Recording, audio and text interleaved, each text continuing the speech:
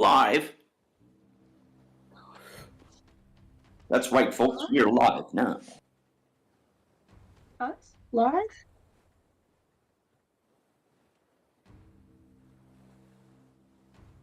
I can tell everyone I know to watch.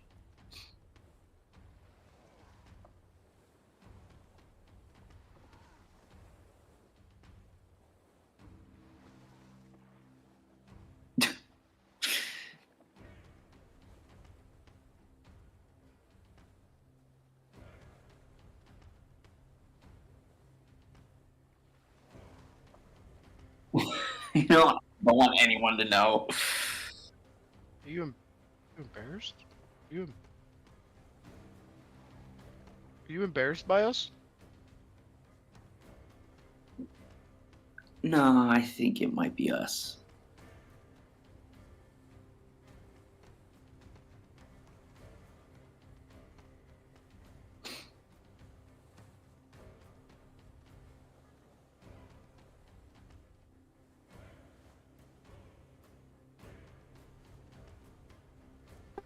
Fairly well.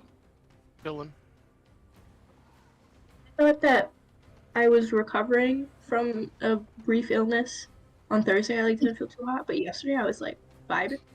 And today I woke up like, oh.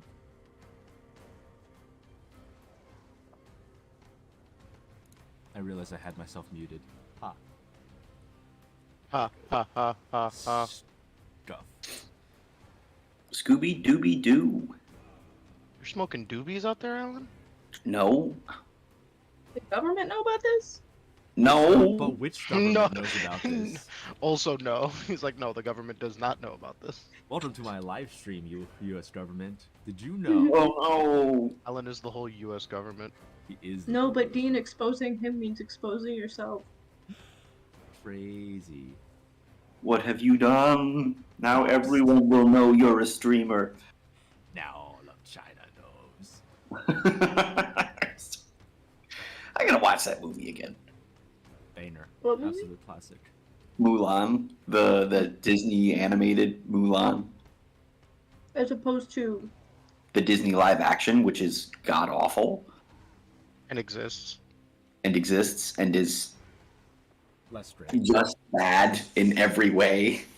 yeah, Alan but just like hates- in what case is someone referring to the live action one? You know, that's a good point. I concede. Nice. Like Dean quotes a line, he's like, actually no, that's not from the animated one, that's from the live action version. How fucking dare you? On my good Christian live stream.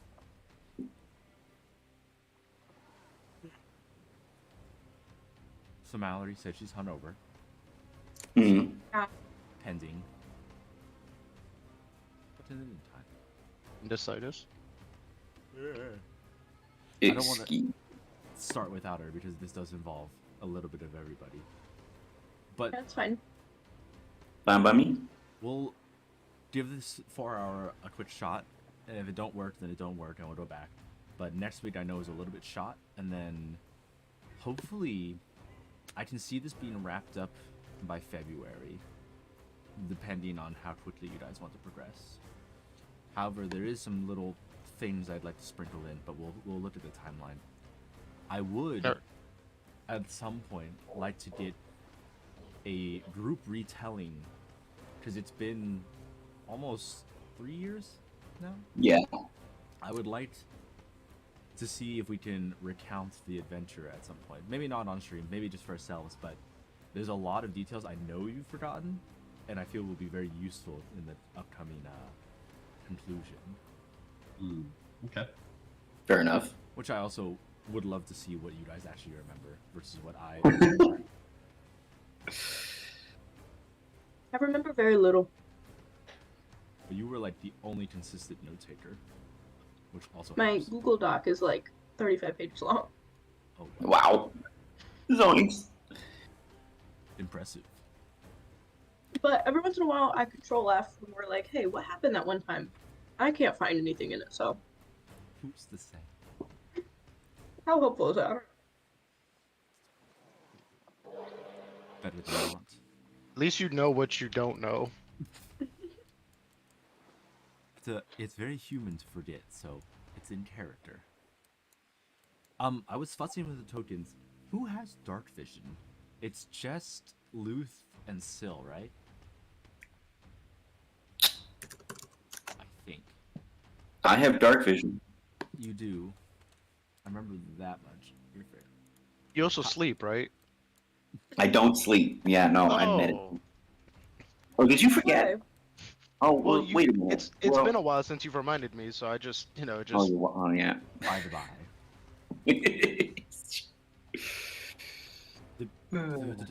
I believe Phosphorus, your dragon, has dark vision.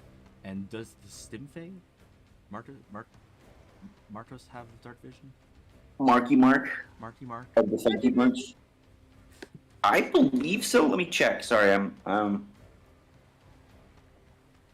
navigating. Begin navigation. Dude, Phosphorus also has blind sight out to 10 feet. Yeah, dark vision to 60. Very good. Nifty. Boot. Oof. Oh, stop trying to chew on my cable. Block. Where are you? I would encourage you to think about your characters a little bit. As in their motivations from where they started and where they are now, and what you want to do after you save the world. Not a hard set thing, but something to put some thought into as we draw closer to a conclusion. If we're going to give you guys a decent epilogue, I'd like to see what you want versus what I will give. That also being said, you have to make it through the final chapter. But we'll get there when we get there. To answer that question, Marcos, my Stimfey, does have dark vision. 60 How feet. far? 60? 60 Yes. feetsies. Ooh woo. Exceptional. Night vision, 60. I've been re-experiment. Oh, well.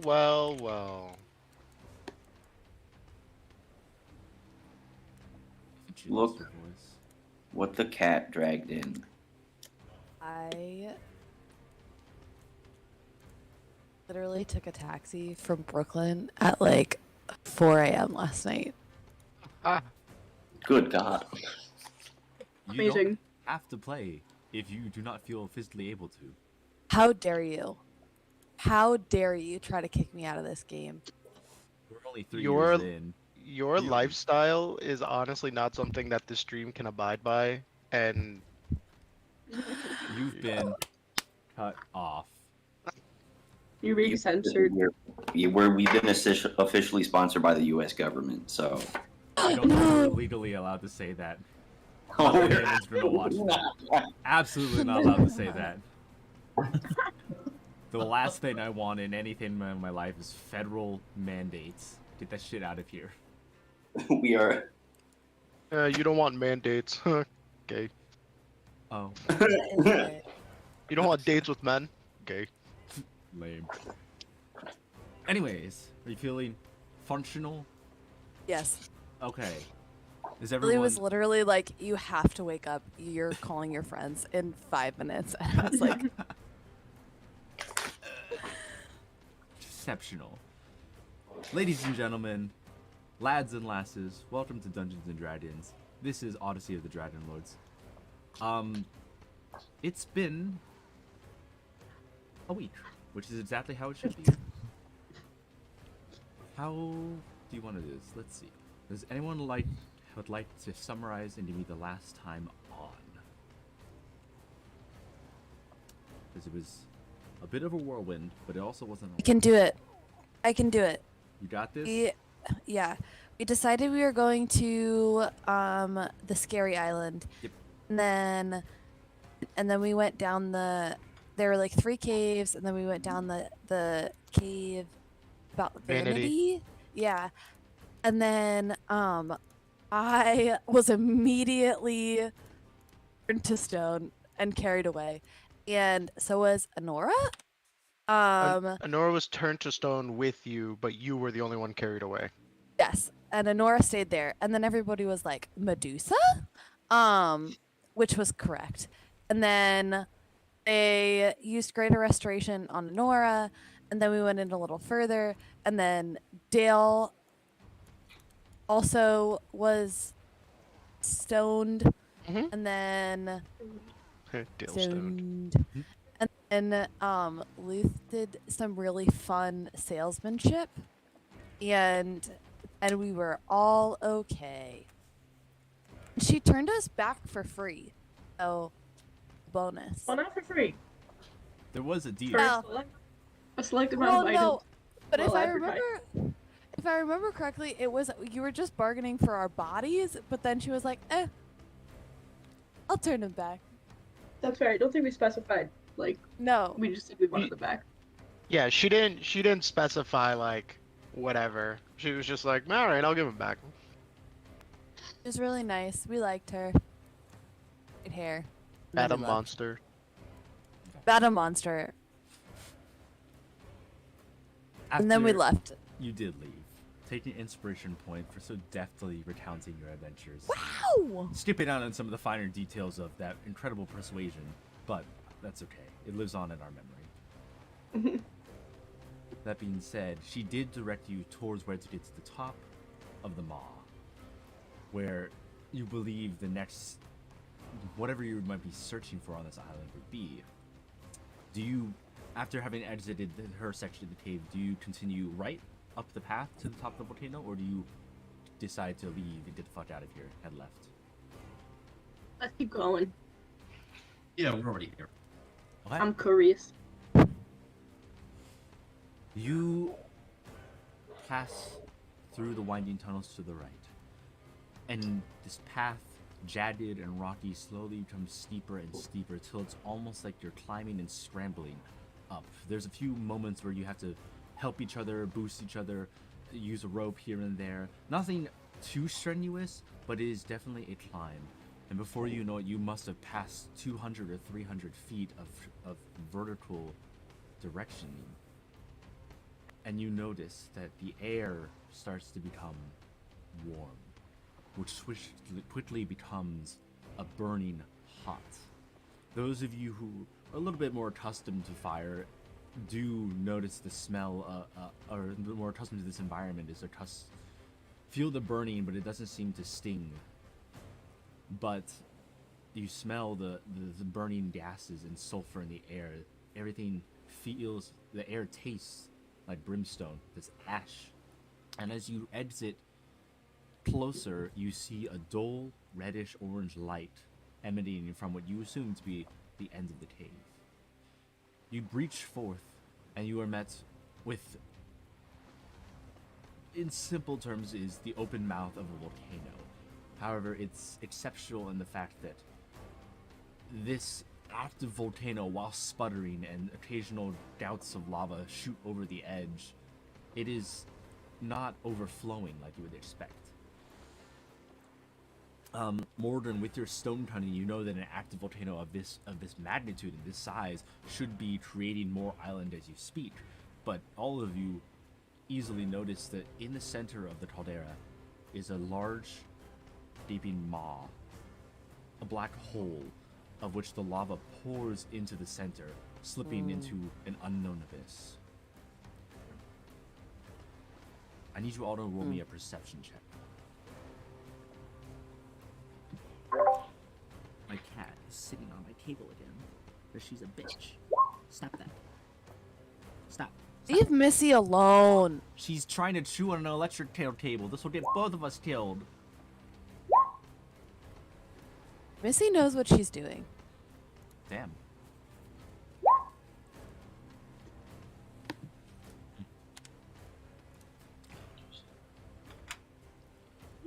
Hello, Tiki. Okay. Well, some good looks. Okay. The 20s and up. You don't hear much of...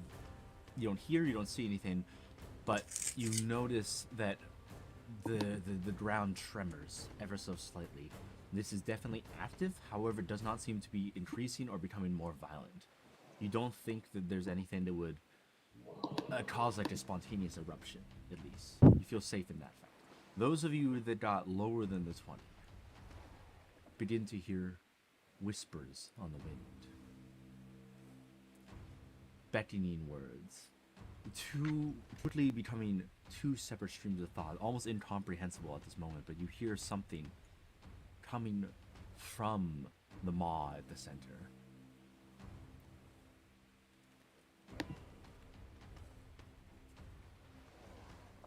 You guys hear that? Yes, I do. I must be getting a little bit old because I don't seem to hear anything. What does it sound like? Something is trying to speak to us from down there. I Okay. don't like it.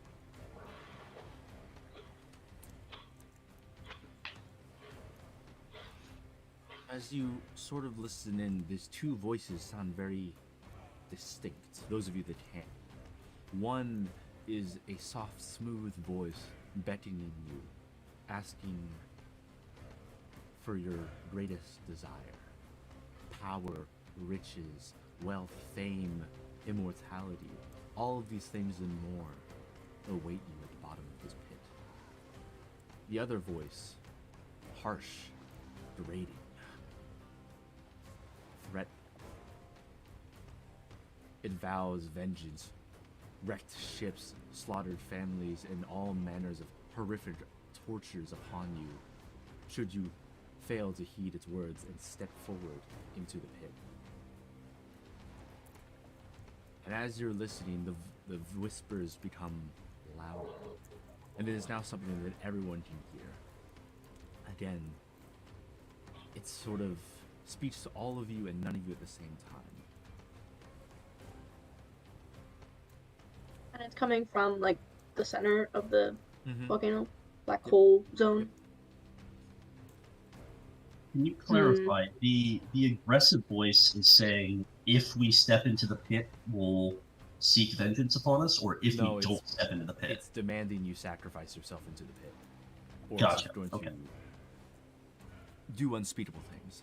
I'm just Gotcha. losing my voice. Give me a second and I'll try. I don't know, guys. I think we should go in the pit. How Uh, how much lava is between us and the giant pit? Imagine this caldera is about 120 feet apart. The pit itself, from an eyeball's guess, Mm-hmm.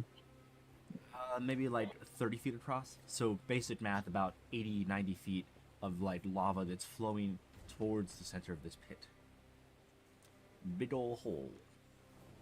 It goes almost in a swirling motion, vaguely reminiscent of Carbidus the Whirlpool, except on a much slower, tempered pace, albeit more aggressive.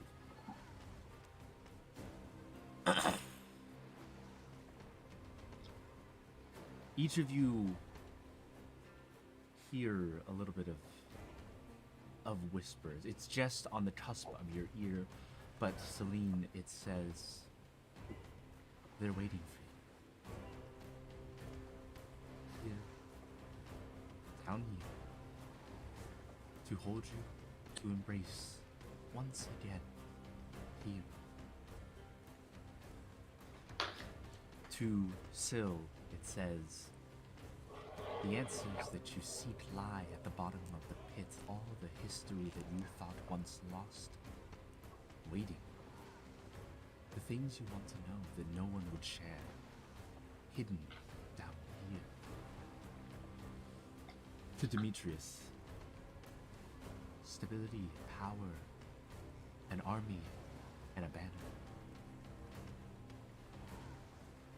You would have the wisdom to lead, should you only take our offer and step forward. To Mordrin, the one way to make their city strong, to protect your family, to build your walls, we offer you power. what's more, we offer to cleanse you. Your mind, twisted as it is, you could be free. And then to Luth, you hear something else similar. A spark. That which you seek to reclaim your lost divinity lies at the bottom. Each all of you hear these simultaneously. But only to you. Flexicus now wondering, he's like, I wanted to be a god? Can I be a god? If that's what you still seek. But memories are an easy fix, and so close within your grasp. And the other voice, you are doomed to lie, wallowing in your own misfortune, not knowing who or where you are. And you will continue to do so if you stand. You will be nothing, and you will turn to nothing.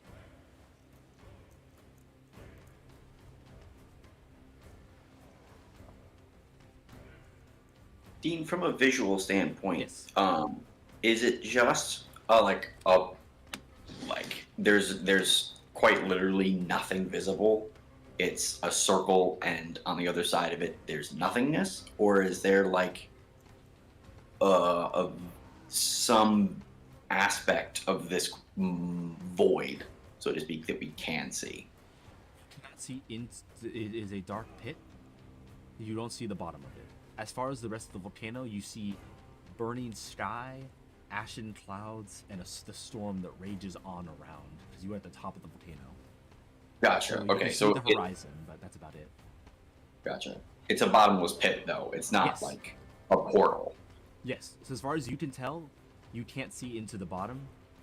From the angle that you're at, you're sort of seeing the lip and just watching lava fall into it. So maybe there is a bottom, maybe there isn't. But from where you're standing, Okay.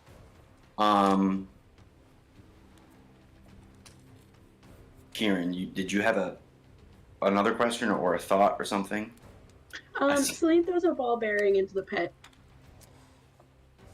the offerings, not What? is needed. This is nothing.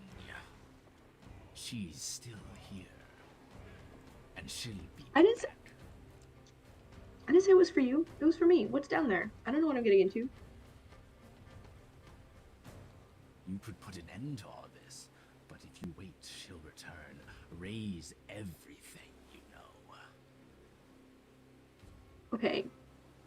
If you're talking about Lutheria, she has already completely razed my entire life to the ground. I am going to kill her.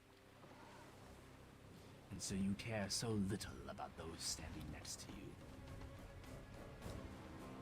Oh, I love these guys. They're like my found family now. But if you think you can threaten me and berate me into doing what you want me to do, like, girlfriend, like, I've been at the mercy of Lutheria. Like, if you think I'm gonna fall for anything like that again, like, fine. So You're funny. you are engaging with the whispers, yes? Yeah.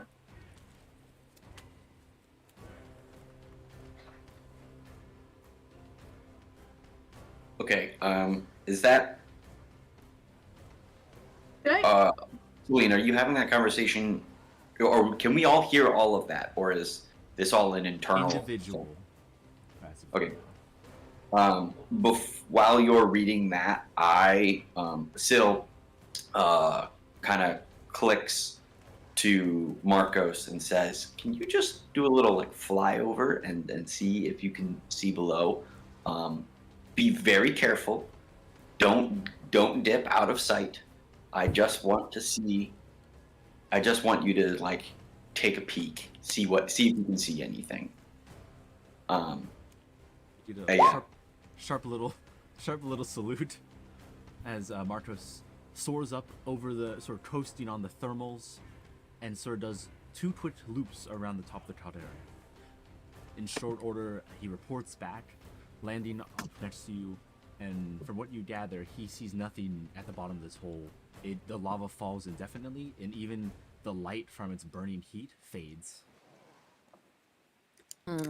It must be hundreds, if not thousands, of feet deep because it is beyond visible light. Can my stone cunning tell me if this is like natural or History with, man-made? advantage.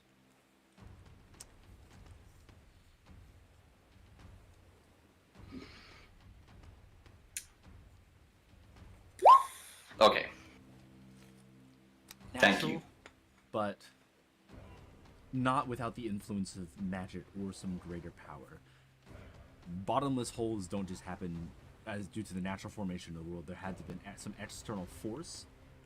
Not saying it was like man-made or divinely dictated, but this is this is a natural structure, but it had to have a lot of power behind it. Okay. Do we have like do I have any understanding of like who the voices might be? You can listen and try to listen to the other voice if you want to, but as of right now, it's just a voice in your head.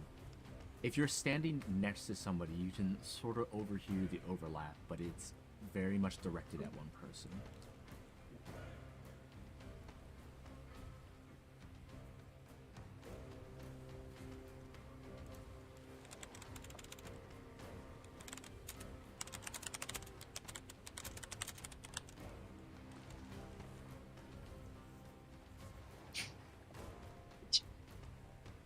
Is anyone else going to engage? Otherwise, I'm going to take the wheel real quick. You don't have to. But just like, Luth is not engaging purposefully because, how do I explain this? This is the first time he's ever like, these voices have introduced a selfish thought into his, and this is for Geticus. These voices have introduced a selfish thought into his brain, into his noggin, and so he's just like, what? Like what? Like what is all this? So it's not that he doesn't trust the voices. I mean, he doesn't, but it's also just like he's like divinity. He's like, that's a thing. Like I could do that. So that's where his head's at right now.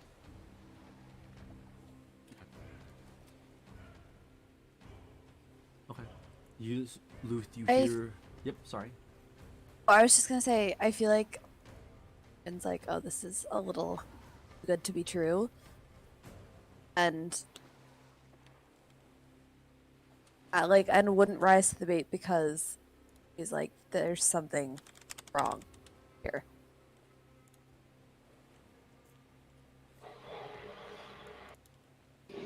Okay.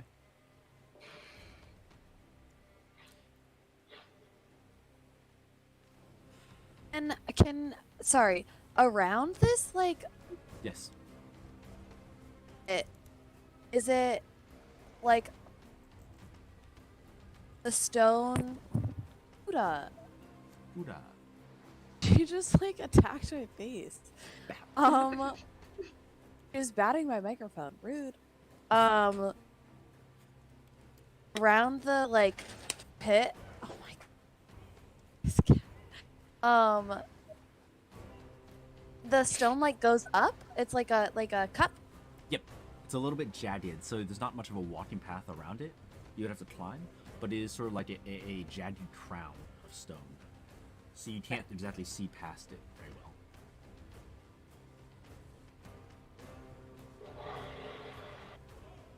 How hard would it be to get to that? You would have to climb. Those of you with climbing would be able to do it, but in this environment, it'd be difficult, especially This since economy. in this I was economy, going to say that. basically, as this is an active site, and more than you know this, there's a chance that the rock could shift or fall at any moment. I say that. Don't climb. Or sorry, go ahead. I gotta find something. Sorry, stand by. Demetrius, Mm-hmm. the whisper once again speaks to you. It says, Are you satisfied with your destiny? Is it everything you wanted?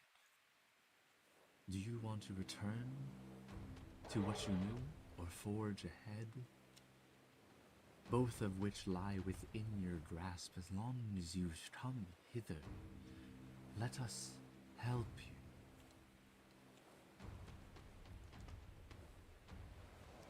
Demetrius doesn't want to respond to these voices in any way. Alright. Okay. Oh yeah, so Syl's gonna take off the boots that she's been wearing, so that she's barefoot with her adamantine hands and feet, and try to climb to the edge. Where are you? You just want to see over the edge? Hey, I just want to see over the edge. Okay, you easily do so. You sort of clamber up, and as soon as you cusp the lip of the volcano, you're immediately buffeted by strong winds. Thunder and lightning rattle around you, and the swirling vortex of the storm whips past your hair, threatening to pull you off, but you are stable. What? Above me. That's the storm's above me, right? Well, now that you're standing on the top of the mountain, it's hitting you directly full force. But yes, it is above. Okay. So the walls of the volcano are sort of protecting you in a little pocket, but the moment you exit that, you're going to be you're immediately pelted by rain. Gotcha. Is there a struggle for me to hold on and roll, or is it just... Not right now. Okay. Sorry, Dean, I don't fully understand where the rest of us are standing right now. So, at the top of the volcano, let me articulate like this. Actually, I might just draw it. If I make a big circle, can you see the big circle? Yes. Yes. And then the darker circle in the middle. That is the hole. Yes. Right It's here. a donut. That's a donut. It's a Donut. lava donut. Over here is a little ledge from which you stand. At the bottom. Right here. Inside the cusp of the volcano. The walls themselves range from 20 to 100 feet as these jagged spires sort of encroach over like a crown. And you are standing on this raggedy cliff. But it is clear that this is like...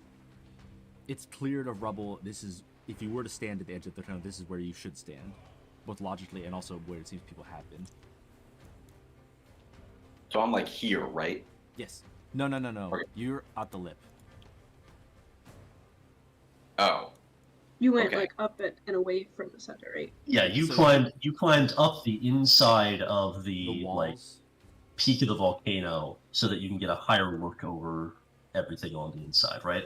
So the hole itself is in the middle of a lake of Okay. lava. So there's nothing near that. There's nothing near the hole. Okay. Other than Sorry. more Yeah. I thought you were my bad. saying the ground was near the hole No. and not. All right. No, the big hole in the middle of the lake. Like a dam drainage. So, let's see. Silara, the voice whispers to you once again.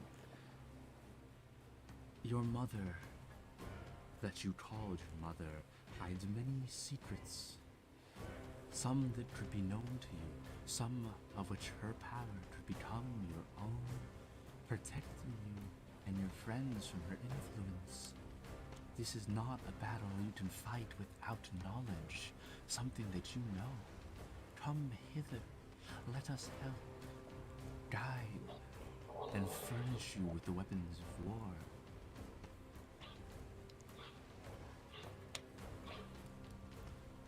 That last little bit you said was furnish me with the weapons of war. Is that what you said, or is that that's what I heard? Okay. Babe.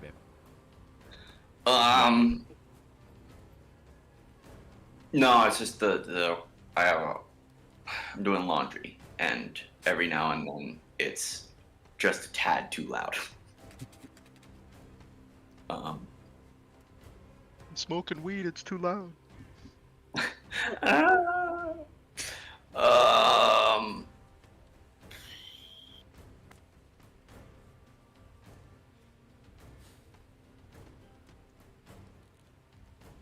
while you mull. and Yeah. look at- Okay. I think I'm good. Sorry. Syl just sits and like takes a pause to think and continuously goes back and forth between don't engage and but they might know answers, don't engage, they might know answers, and ultimately says, or thinks, I guess, in her brain, how could you possibly know who or what she was? Luth, the voice calls to you once again. We know who you are, and we know who you're supposed to become. Your past has been locked away for so long, but no more. Should you step forth and embrace us, memories will return in force, granting you your sense of self and fulfilling your destiny.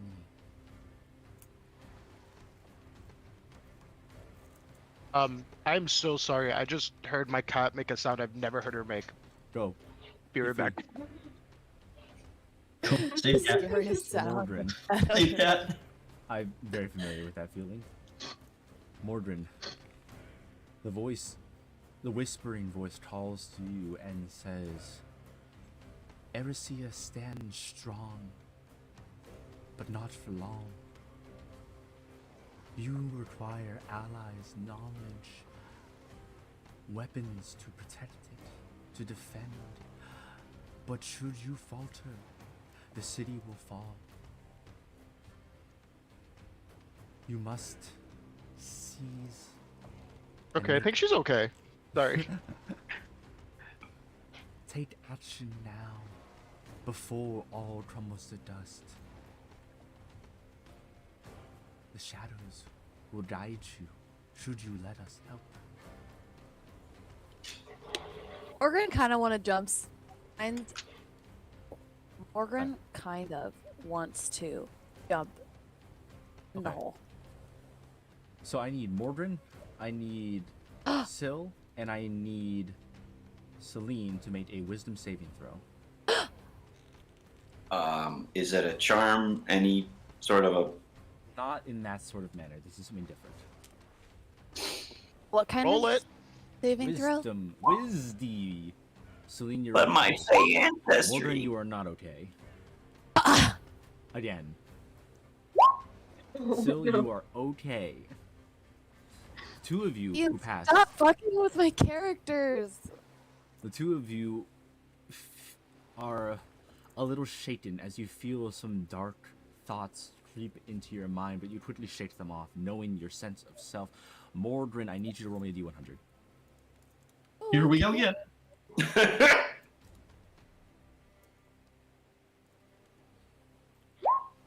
An 86. Mordrin, for the next 2 minutes. You are all, for all intents and purposes, oh, let me do this. Mordrin stands there, sort of slack-jawed, staring into the void. Her eyes unmoving, unblinking. For all intent and purposes, you are stunned for 2 minutes. Accurate. Okay. And those of you watching her she kind of goes limp and just is standing there, jaw agape. I would very much like to return to the group and not be separated anymore. I want to hold. I just want to hold Morgan's hand. I felt the weird darkness in my brain, and I'm looking at her, and I'm like, I don't know what's up. I'm like, can I wave a hand in front of her face and be like, Morgan? Her face twitches, but she seems to be unable to speak or move at this point. Yeah, I'm just gonna hold her hand. I'm gonna grab the other hand and put a word in it and close her fingers around it. You do so. Can we try the horn of Balmitria? What do you do with Yes! it? I just want to toss it in the volcano. No, I want to fucking. I need a vision. So, two parts of that. Yes, Okay. yes, you can do that. Let's Does make it- sure it you makes read the it fall description. asleep, right? Isn't that for dreams? Yeah. Like, Yeah, we see the I- vision in our sleep. Also, it puts us to sleep, right? Gotcha. This. News town. Okay. Sorry. Carry on. Papa, horn and ball match. I need to look at it.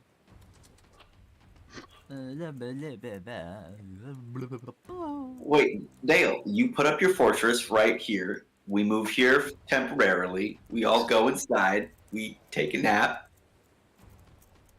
I have the that's from the horn description. Oh, nice. Best melatonin. Melatonin gummies. Melatonin. That's what happens when you take anti-malarial medication. You get fucked up dreams. I love that. So this time, the voices address the party as a whole. Stop that! Ah! Oh, okay. I stopped doing that. I stopped Okay. that. I listen to the voices. Sorry, the cat attacked my microphone. Anyways. No. Chill. Chill the fuck out.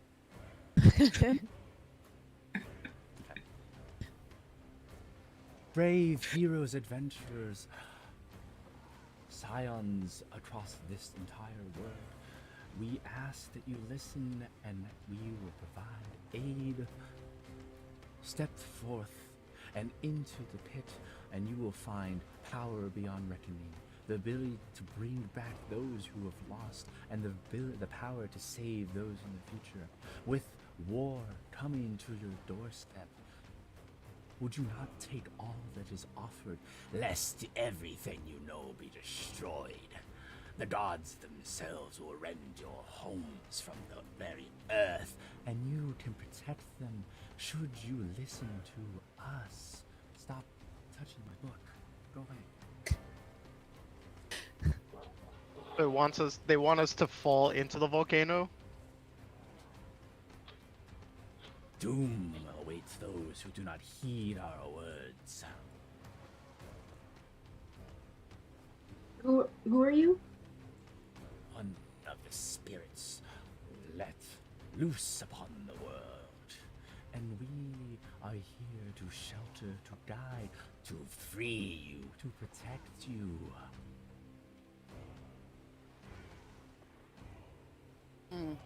Dude, are they two distinct different voices? Mm-hmm. Yes. Okay, thank you. Sorry. One is nice. What? It's bad Your- cop.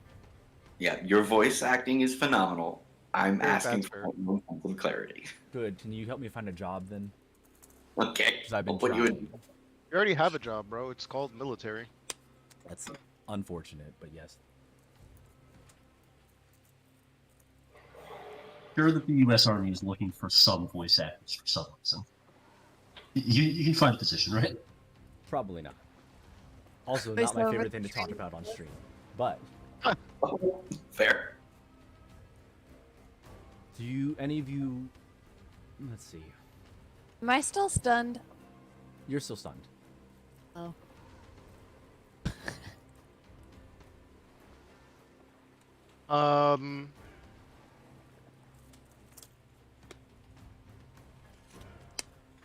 Do your characters react in any sort of way? The voices just sort of keep talking at you. This is babbling, sort of incoherent nonsense with strains of thoughts and bargains being tossed at you. I mean, all of this, it just sounds too good to be true. And like, I have muscle memory urging me to just jump. But like, all of this just sounds too good to be true. And so I just like, I'm just very hesitant to just yeet myself in. I feel like that's pretty normal. I don't think you need an explanation for why you're hesitant to eat yourself into a bottomless pit. Yeah. In the middle of a volcano. Yeah. This island is the Um, mother of monsters. It is not a good place. There is nothing generous here. If we go down that hole, we best be willing to make a bad bargain for ourselves or fight for. Can I Can I Yes. ask my sword Titan's Bane Yes. if like I don't expect the sword to know everything, but like is this another Titan? Is this a Titan in disguise? Like The sword, Titan's Bane, sort of rattles in its sheath. This is not a Titan, a god of any kind that it recognizes. It is certainly Mhm. powerful, whatever it is. Titan's Bane can fully talk right now. Oh yeah, you're right. Because you're he got the yeah.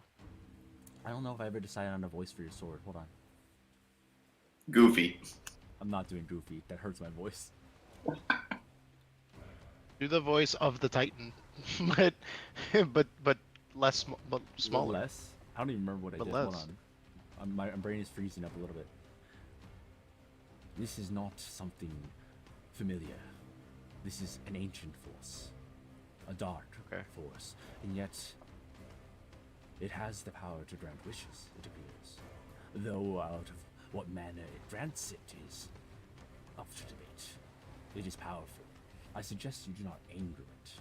And yet, perhaps there is something that could be achieved from a good bargain.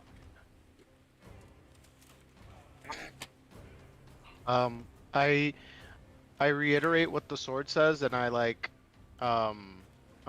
thank you, very nice sword, and I like, I like sharpen it in thanks, which I assume is the equivalent of petting. Excellent. But I reiterate, especially that bargain thing to Demetrius, like this is my sword thinks like this is obviously something powerful. It doesn't really think it's an illusion or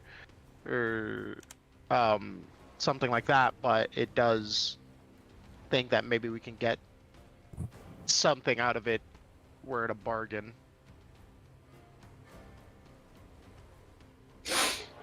We're still having individual conversations.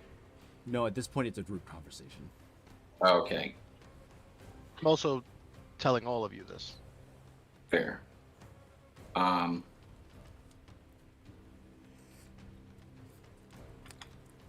In 30 seconds, I'm going to move the plot forward. Okay. Syl thinks, doesn't speak out loud, but thinks to herself, what would you require to what would you require for me to learn my mother's past? Step forth into a pit, and you'll be granted everything you asked for. A boon, a blessing, lest you be cursed to wander in ignorance.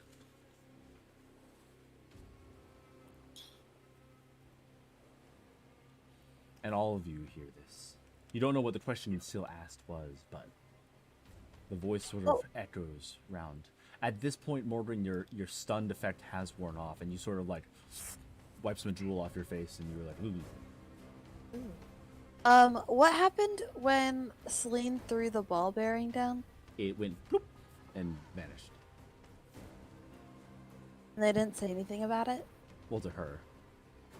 Oh. Celine, what'd they say when you threw the ball bearing down there? I got mad because they were like, no, you're supposed to jump down there. And I was like, bitch, I was just trying to see what's the hole. Syl speaks up to the rest of the party and says, I don't think this is a good idea. However, we are running out of people I can ask about my mother, and granted, again, don't necessarily trustworthy, but I do desperately need to know who she was. Still, they told me that my family is down there. I murdered everyone that I know because of Lutheria, and I watched the souls of my family leave this plane. It's all a bluff. They want us to hurl ourselves into a volcano. You told me there's a whole army down there. I stand corrected. Thank you. But like that's what they're trying to do. They're trying to convince us to go down there and like I'm not gonna lose. I'm not gonna like. What are we gonna get out of hurling ourselves into a volcano? Like, Ian, where are the voices emanating from? It's sort of all-encompassing. It would seem like it comes from the pit itself, but it echoes around and inside your mind, so it's hard to pinpoint the direction per se. Want to say when you say what will we get from throwing ourselves down a volcano? You just glance at Luth's like burn marks from the lava. From the last time you jumped into a volcano, I didn't jump into a volcano. I was pushed into the molten lava. surely there are other Turn around the next mysteries. way. Running. We're not running, but leaving. Are you? Scylla's leaving. Okay. Is everyone else following suit? Yeah, yeah. I'm gonna Demetrius walk will, yes. backwards so I keep my eyes on it. I have gotten something out of this conversation already, but I don't want to get more. As you start to leave, the voice once again beckons you. Surely there are other mysteries that require unraveling.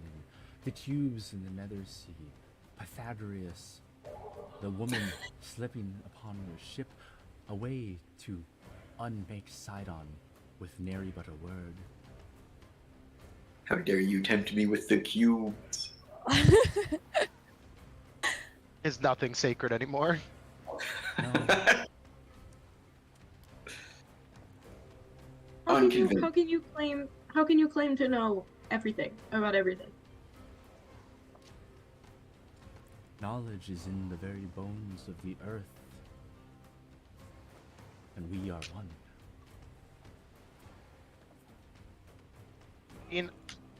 Forgeticus is now worried that they're like reading our minds. Can I just like empty my mind of everything? Roll! Just full slack-jawed, like Head empty, no Head- thought. yes. Roll, I guess, wisdom to empty your mind, which most people would call meditation, but for Luth, it's something different. He starts drooling out of the corner of his mouth as he stares blankly at a rock wall. Oh no, he's stunned.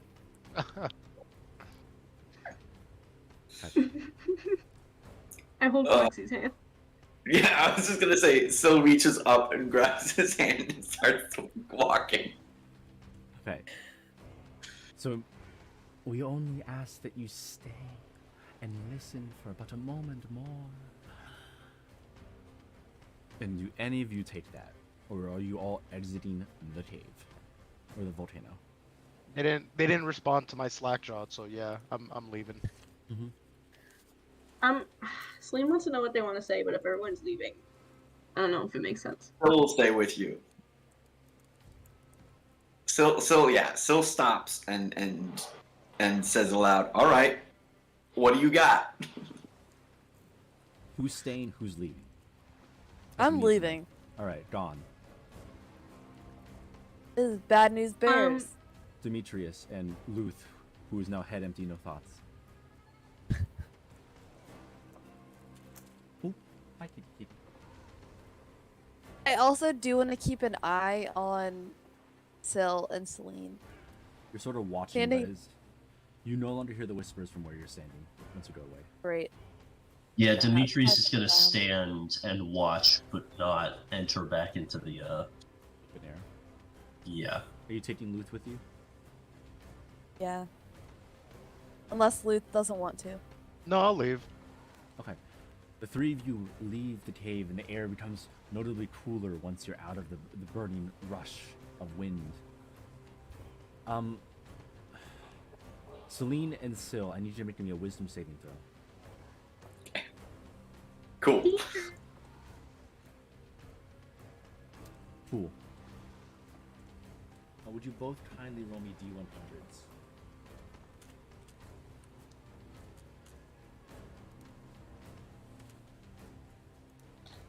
Whoops. Is that the same number? Yep. The same exact. Alright. Let's do it like this. So, Celine got a 32.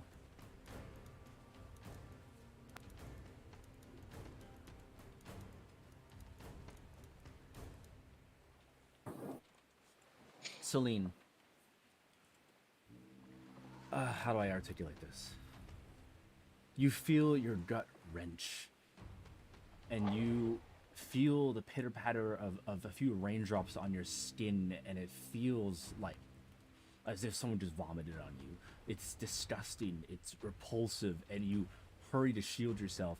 The very thought of being near anything with water disgusts you for the next 5 hours. Syl,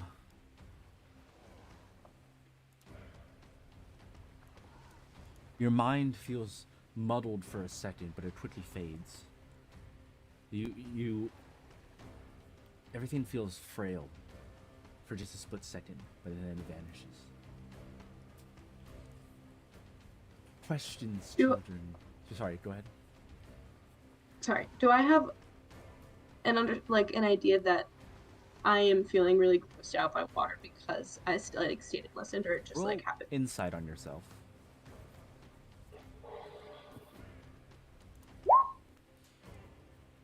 It's a deep, at this point, it's just a deep-seated fear that you can't pinpoint the source of, and it's overwhelming your mind to the point where you don't know. It's just you're reacting at this point. Mm. Questions, children, knowledge, which seems to be your greatest weapon in this war. What do you seek?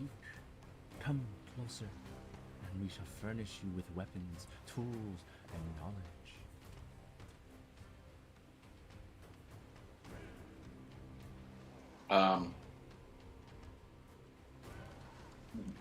Feeling disheartened by the fact that the pause for a moment did nothing, seemingly nothing,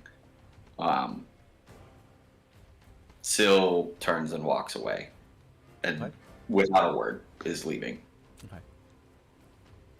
Brave hero, perhaps a moment more, and a gift for you. A boon, knowledge.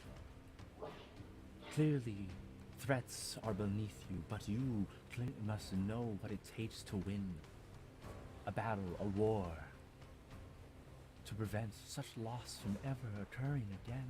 You know better, and you know more. What knowledge do you seek, child?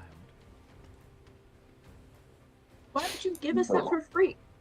Why would we accept that? A gift. There's no such thing as free gifts from people like you. It is being offered. You may walk, or you may sit for but a moment more, or step forth and be furnished with the knowledge that you seek. The price is your time. The gift is free. How long have we been here? About 2 minutes. A little bit less. Not a very long time. This conversation has been rapid fire. Okay. Nah, Syl's leaving. Okay. This feels free.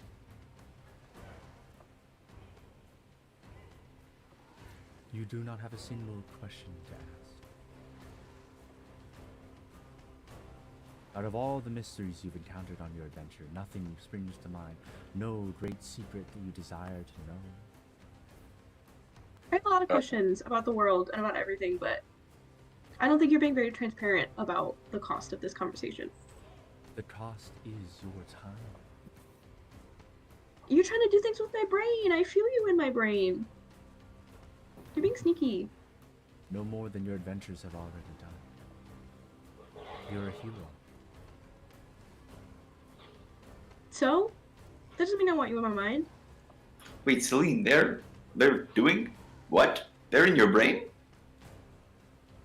You hear them in your brain, don't you? I don't feel them manipulating me in any strange way. At least I don't think. I'm not okay with this. Goodbye. Okay. Scylla's. I am one to leave. Okay. Celine, as you were debating with this voice,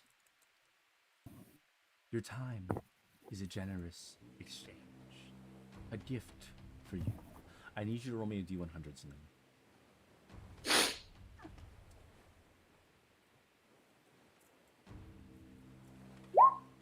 What is 4. that? A 4? Oh, that's easy.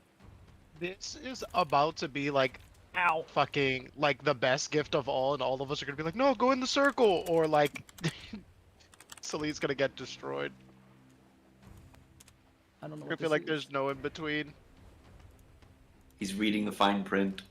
There's a lot of fine print. What? He's like, okay, power word kill, and Your character explodes into confetti. No, Betty. You've become undone. I don't know what this is. Hold on. Though I can assume. And therefore, I'm going to assume, because it's not providing me with the information I need. Wait. Maybe? Well, in my brain, I'm like 10 feet away at this point from Celine. You Is can that only fair? hear- Are you, if you exited the plateau, or are you still on the plateau? Like, are you still listening? I'm leaving the plateau. If this is as rapid fire as you're suggesting it is, then I don't think I would have made it off yet. Then do you want to take a gamble? This is a player question, not a character question. No, Syl is done. Okay. Still sprints out there, closes the ears. Stop eating my book. Alright. Celine. Before you do this, I ask a question. Try. Am I quickly within reaching distance of Celine? If you take the How far gamble, away? you will be. If not, you will not be. Seriously, if you have already entered the cave, you will not be close enough to react unless you have something magical that will accelerate you. You've How far already away is she? 30, 40 feet, so you could dash to get to her, but that would be your action. Gotcha. I could. You could, Got it. yes. Yes, you could. If there was something that needed to be, but still, if you wanted to make an action right now, you're either Okay. walking or you were deciding. I understand. I'm not going to take the gamble, knowing that Morgren can move in the shadows. Okay. Morgan, you do know that Celine is standing in an open plateau with the dull light of the volcano, so there's not a shadow right next to her. You would have to be on the edge of the cliff and then run to her if you were to shadow step. Okay. Have we leveled out all the playing fields? Stop that. Collaborate and listen. Okay. Celine, your eyes hurt for a moment, and it's almost as if, like when you step out into the bright light after spending all day inside, your eyes burn for a second, and then it quickly mellows out. A gift, as you gain dark vision of 60 feet, permanently affixed to your character. Wow! Special eyes. Look, specialize. I also need you to roll me a 7D100. everyone jump into the pit.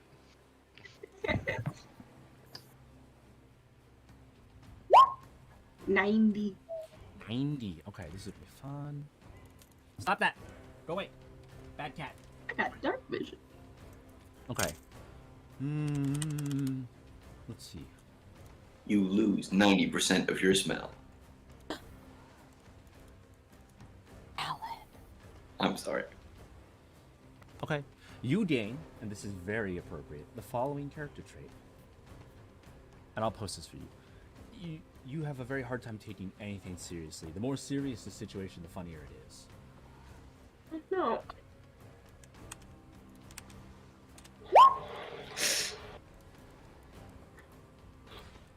You are also beset with an overwhelming sense of terror.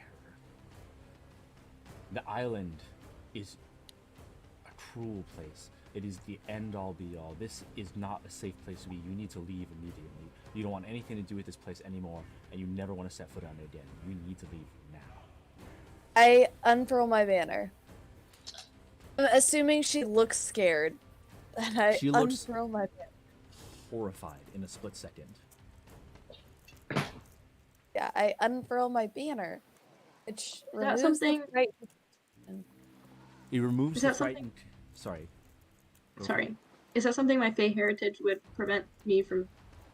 No, this would Fey heritage would not prevent this feeling. This is Okay. the character trait, as well as you now have a Oh. deep-seated, unnatural fear of the island, akin to a phobia. The banner helps alleviate it, but this is a deep-rooted fear. If that makes sense. Like, destroys rational thought fear. Let's boogie. Okay. Yeah, I start speed walking. I'm out of here. She speed walks past the banner, past you guys, and down the cave. Nice. She's moving. I grab her and like, you're like, we'll leave, but like, please stay with the group. Yeah, no, I'm not Like, like I don't want to be alone. Oh, okay. I'm not leaving the party. Okay. I Split the thought you were party. gonna just speed walk all the way back to the ship. I was like, oh shit. No, I'm like, nope, we're leaving. So I go like back to where you guys are standing, and I'm like, let's go. Gotcha. My eyes. I can see. I can. You Yeah, guys. Lou thinks to himself, even if I got back, like looking at Celine, like even if I got back my memory, I don't think I'd be. I think they'd change who I was. I'm not gonna. Nah, I'm not doing it. The party quickly saunters its way down to the cove. Celine, you are pelted by rain as soon as you exit the cave. The storm, you are surrounded. This island is bad. Everything about the situation is awful. I'll let your character interpret that as you will, but with your fear of water and with your fear of this island, it's not a pleasant experience, I imagine. The storm is coming down in sheets. You guys hurry across the dark stone quickly turning into sand as you approach the cove, as you feel the ground rumble as the active volcano gently shudders. You see monstrous waves crashing against the outside of the cove, and you make your way back to the dinghy. It is beached, it is waiting, it is perfectly intact. It's a little scuffed from when you first entered, but it's still okay. Tell me, do you remember how much HP it had? It's in my notes. It lost 12 HP Okay. total. Should still be good then. Yeah, I think it was at a 30. Yep, that's right, that's right. Yeah. Aaron was gonna cast Tidal Wave, and then I was gonna walk in front and pull the boat. You guys are at the dinghy. Are you going to exit? You still don't need to finesse your way out of the cove. It's going to be a similar check to the first time. Dean, Yes. how does my strong aversion to water factor into this right now? You. Summons more water. I'm going to let you decide that, unless you want me to do it for you. But I imagine. feel like Yeah. I feel like I'm so nauseous that just getting myself on the dinghy, I'm like holding on to it for dear life. I don't know if I can be helpful right now. I'm take just that. trying not to vom. Maybe I am vomiting just over the edge. Trying not to bomb. Ugh, I've been there. Same, bestie. Oh my god. How soon? How frequently have you been there, Mallory? Well, Morgan's seasick. She gets seasick. She's been sick this entire adventure. No. All right, That's so why she's whatever- always the first to get off the ship. She's like, thank God. Yes! she I like to teleports think we off as soon found as some possible. kind of maybe there's some kind of tea or like medicine. And I feel like we have to have found a solution to that. You jumped in the volcano. It was a really big problem when she was Cure to pretending to be part of the crew. Why did she join the crew of a ship? It was her Way mission. back then, yeah, I was trying to get information on you. So I was Right. undercover as a seasick crew member. Okay. You guys are at the dinghy. You see through the little alcove, the ship Ultra's parked a good half-mile out, far enough from the rocks and the waves that it wouldn't be damaged, but it is gently moored out there, bobbing amongst the waves. And as you watch the ship rise and fall, the little opening once again rises, closes with water, and opens. You have a very small window to get out of here. It's going to be the same way out as it was in. How are you doing this? With Celine incapacitated and everyone a little bit shaken, what's going to happen? So, if we do it the same way, what do your characters want to do? There's 2 pairs of oars, there's a rudder, so I'm going to need a navigator, and up to 4 people to row. I can navigate, and then Honora Bulbug can rudder, can Okay. steer. Okay? Can I get out and pull? With your water walking, yes, that will. You can add your strength check to it instead, because that is going to be a straight pull. Stop that! God, what are you doing?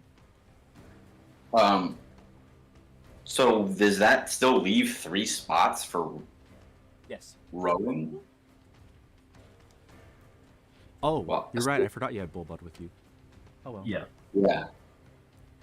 Did we just leave him at the dinghy? He fell. He jumped into the volcano. Oh no. No! Bullbud is now all powerful. Spoilers. Bulbug becomes the god of the volcano. Oh. Right. What do you guys want to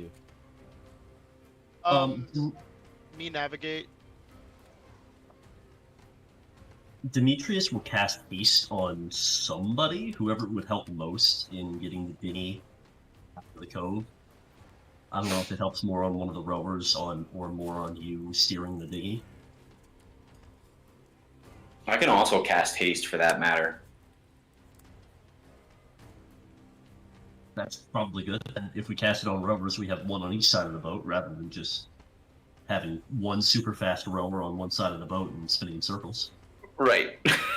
No, we put them on both on the same side. We create our own whirlpool. If you... Because I'm in the front pulling. If you cast haste on me, I can You can pull even pull faster. straight. Yeah, I can pull straight. Okay, then what if we do it on Flexi and on...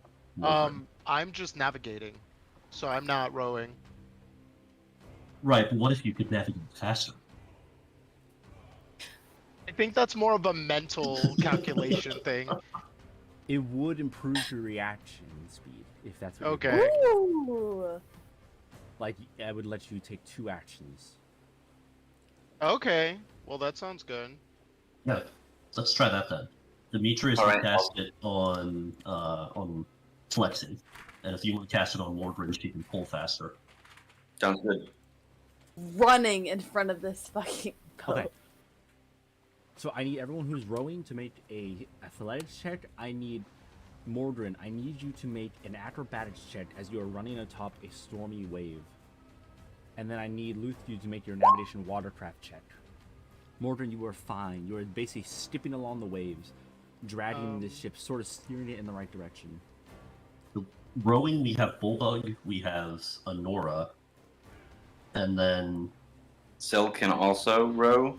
What And then- skill am I navigating with? I think you said wisdom last time, or what? It was wisdom or intelligence. I think it was your choice. Cool, thanks. And then I'll just navigate again. I mean, you could just take the 12 as advantage. I'm okay with that. Either or. Yeah. So with your 18, you're able to steer the ship. Mordrin is actually helping you guide the ship in the right direction. I need the rowers to make a combined skill check of 40 to outpace the waves as you get closer to the gaping hole.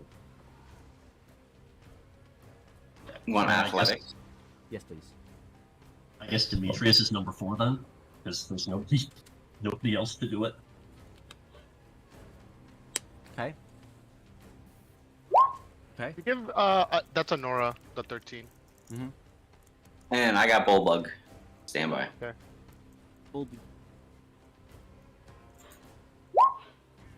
Okay. I'm Easily, helping. You are helping. The ship darts forward as soon as the rowers pull. Mordrin, you dive underneath, pulling the ship. Luth, you yank the rudder as you turn it as it starts drifting aside, but you yanked it straight as the ship surges underneath the wave, pressing over it, catching some air, which makes Celine feel so great as it slams into the water. I need you to do that one more time to navigate your way out of the rocks to get to the ship, and then we'll call it even there. While this is happening, Morgan's shouting back to Celine, "It helps if you're rowing. It helps if you're driving."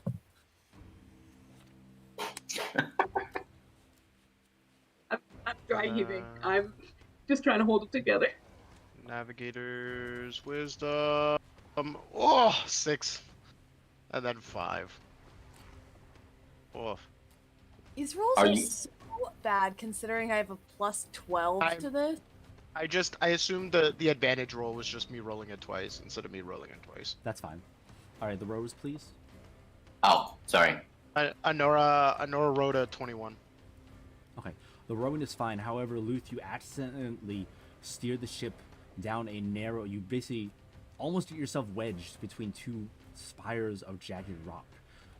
Luckily, you're able to outpace it, but you find yourself slightly off course. I'm going to need you to do one more check to make it all the way back to the ship between all of you. I give him advantage Yes, with my. because you are helping him navigate the ship, but he's calling out directions. Do I get advantage on both of my rolls or just the first one? The first one. Oh, if we're doing Got it, it. just advantage. Oh, both. It would be both. So roll once, and then we'll see where we're at. Gotcha. Okay. Wisdom. So that's 18. Okay. And then the second roll without advantage, I guess, would be also 18. All right. So you see a clear-cut path. Now all you need is the strength to get there. Step. Okay. Jesus. No. Honora had such great rolls. So that's a total of 32. I think. Nice. Wait, where's hold 41. Oh my God. Barely clutching it. Didn't you say it was 40? It was 40. As you dance across the rocks, basically, at one point, Luth just yanks the ship to the left to dodge some boulders. As you Eutychus.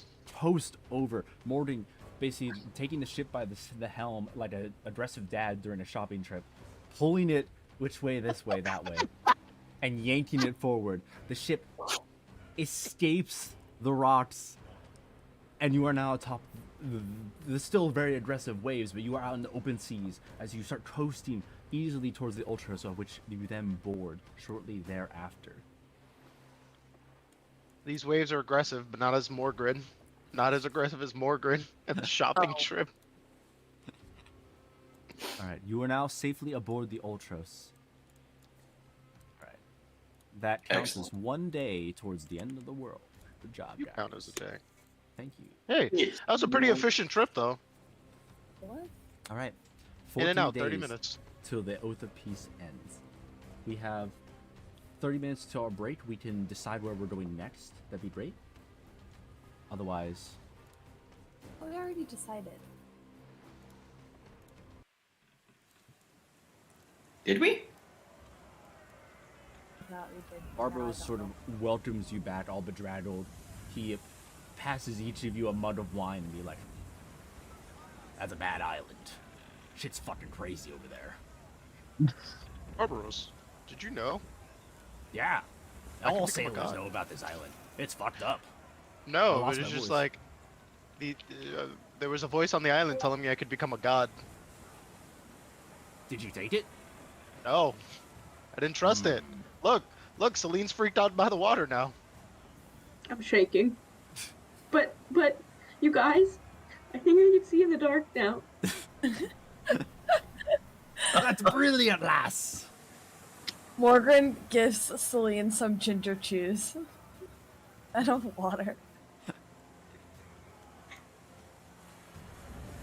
Well, wine isn't water. So he hands you a full mug.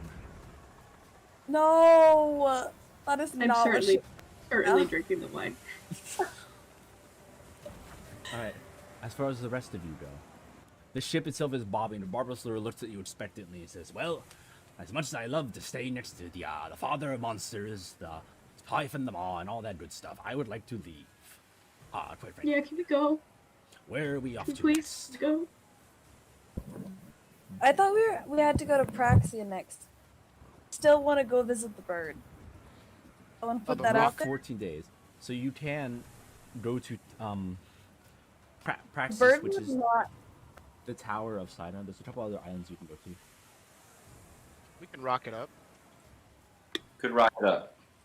You Bird could go would not have made try us to like befriend a bird.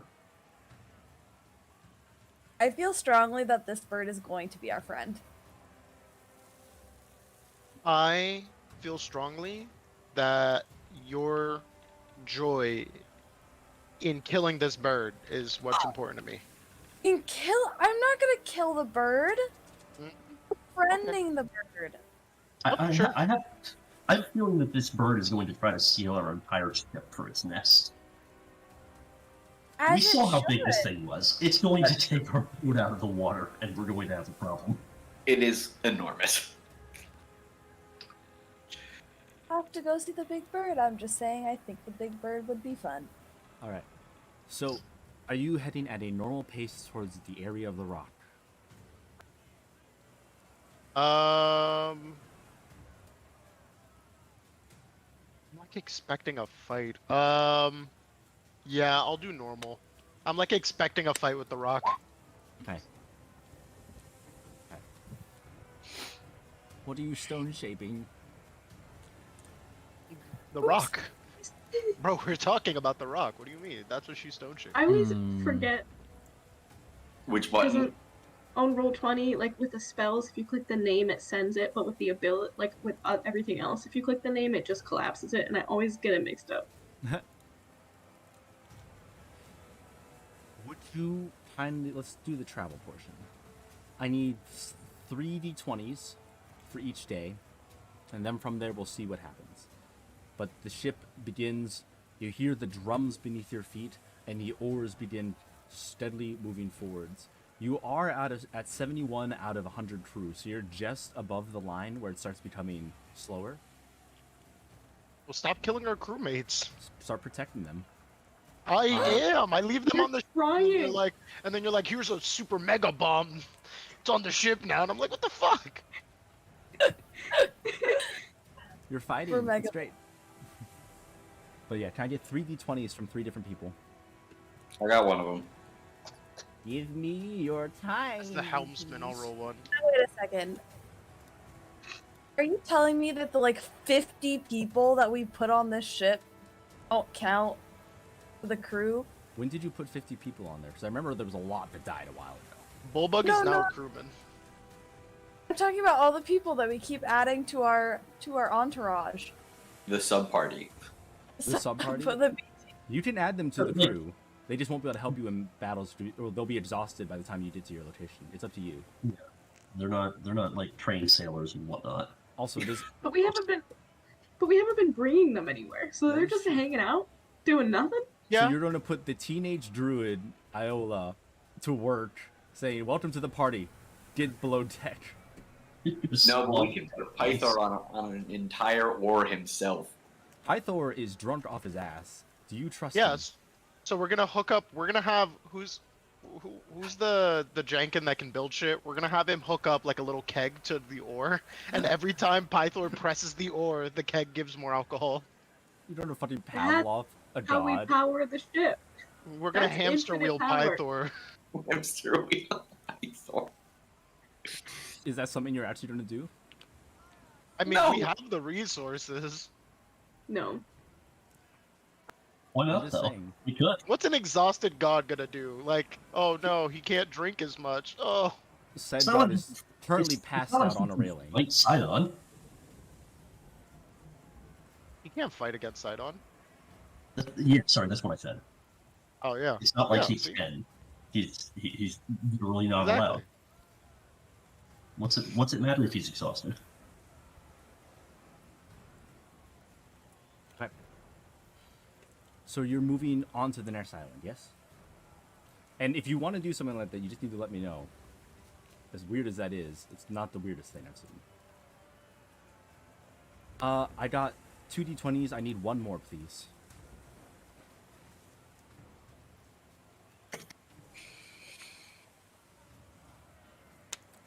Getting warm. Warm.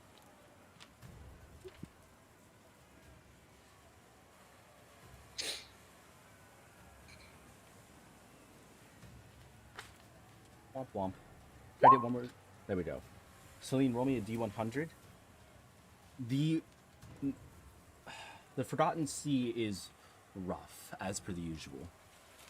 Thankfully, the first 2 days go uneventfully, as you sort of coast across the waves, navigating expertly, but with the rain pelting constantly, it's almost impossible to try to keep morale up.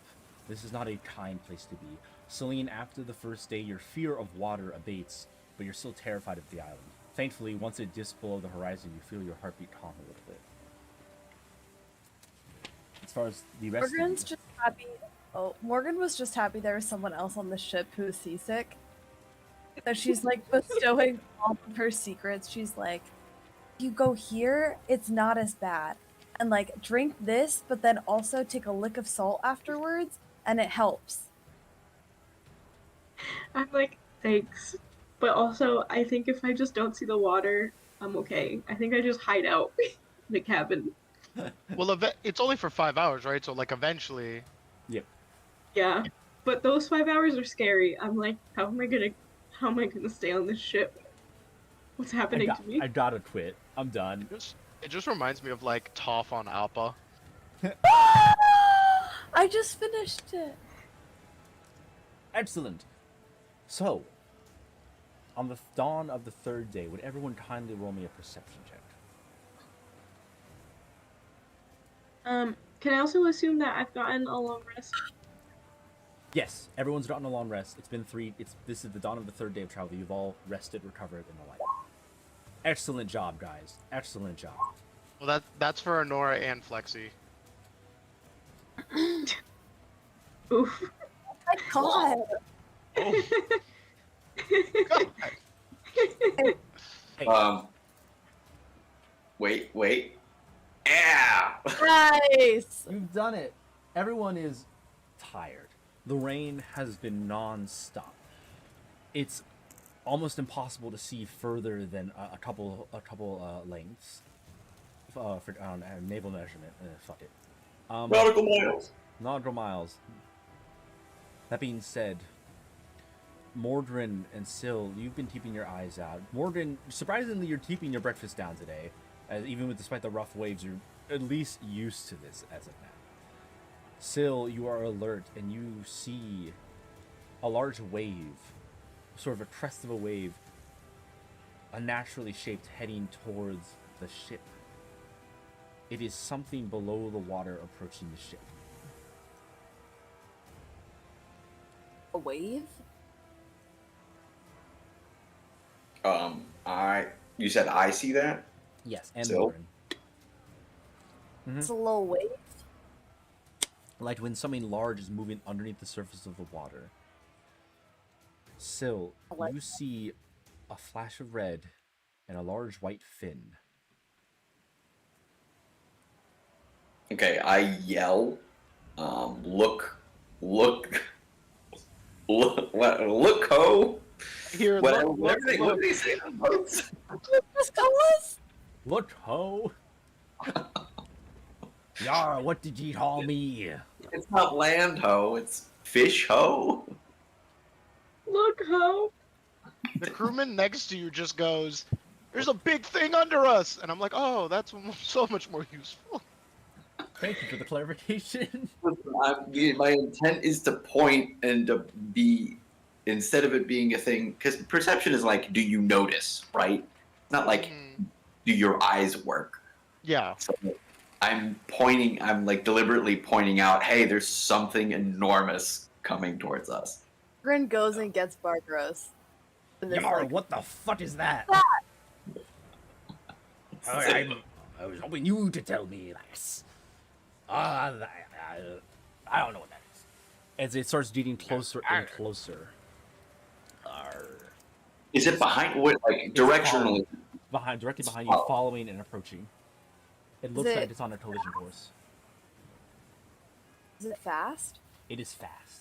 It is outpacing your ship right now because you're going at a Is traffic it- pace. Is it bigger than our ship?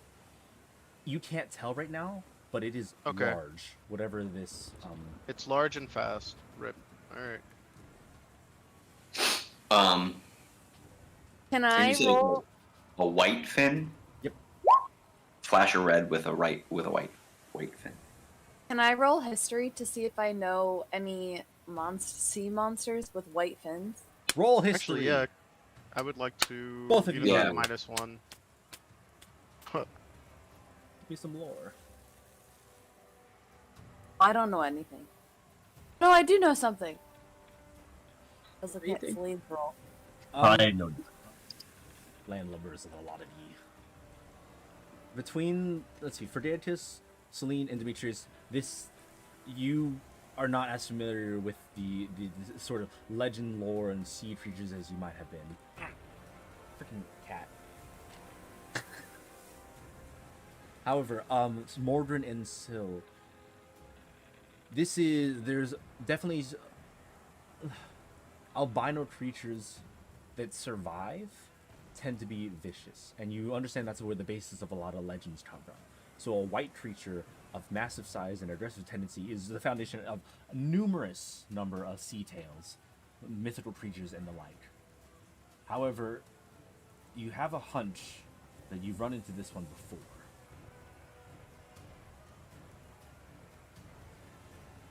Is this did we run into a white whale? Stop trying to bite me. Fucking. We had a We did. giant, like, whale talk to us. It's the thing that keeps eating all of the other whales and sharks. We keep running through the, like, field of, like, bloody corpses of other giant animals. I believe it was eating a corpse last time we Caught that. it. Yeah. Gotcha. Okay, well, I communicate that to the group.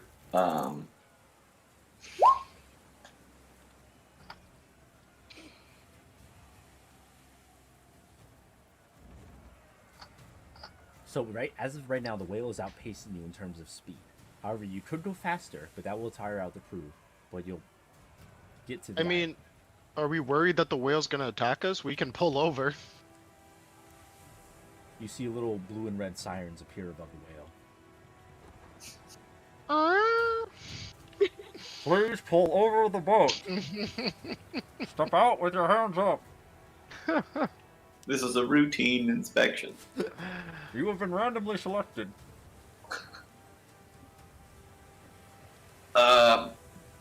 Still is all for gunning it and avoiding. I think that the he's nice. decision? You have 30 seconds before I advance the plot. I Wait. would rather we stop and prepare for contact. I'm with Flexi on this one. Time we Okay. saw the whale, he was nice. And if Yeah. if he's not nice, then it like it's worse to be caught with your pants down.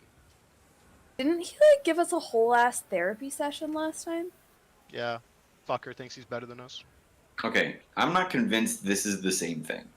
All right, but regardless, I'd rather like stop and set up for contact than try Right. to outrun it. It's obviously like really fast.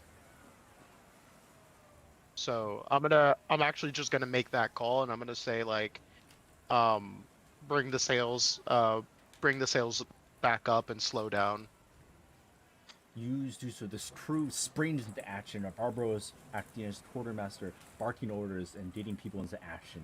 The ship slowly begins to crawl before coming to a stop as this cresting wave quickly approaches you. Do you have any last words?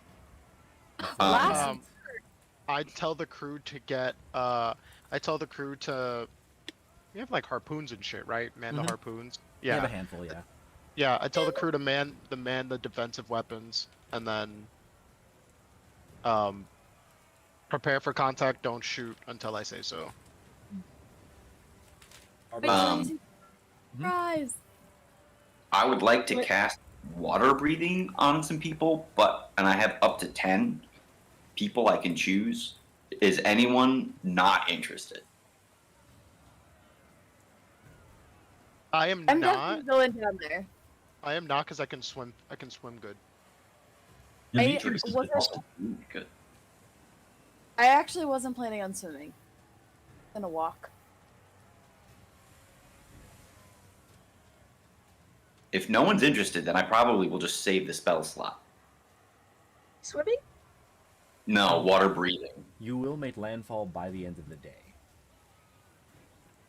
If you are still continue on, depending on how long this takes. I'm gonna save it. It's an action. You bring the ship to a halt as this wave crests up and like sort of approaches and comes to a slower crawl as it circles the ship. And as you're able to look, even amidst the stormy weather, you're able to see this long, sleek, white shape marred with hundreds and hundreds of battle scars and a pair of burning red eyes that sort of flick between each of you standing on the ship. Never once cresting above the water, hovering just below. The only thing peeking is its long, slim fin, which cuts like a knife through the storm and water. Is it the big fish? It does appear to be the same white whale that you ran into a long time ago. Albeit this time, it is not initiating anything. Oh. I want to wave at it when it passes me. Passes you, you see the spout, a little of water as it blow spouts itself. Morgan says, "Hello!" Did Morgan meet the whale? Or was this prior to Morgan? Remember. I think this is post Morgren because Eurydice died pretty quickly. Okay. So, I also think, I mean, she was on the ship. If this is the same whale that it sits in my notes, we met the whale the session after we lost Eurydice. oh, nice. Nice. Wow. The whale creature sort of crests and comes alongside, its large eye looking at you. Each of you, as you sort of... It addresses you, Celine, first, as you were the one that waves at it. In its low voice speaks to you. Adventurers, it has been certainly a long time.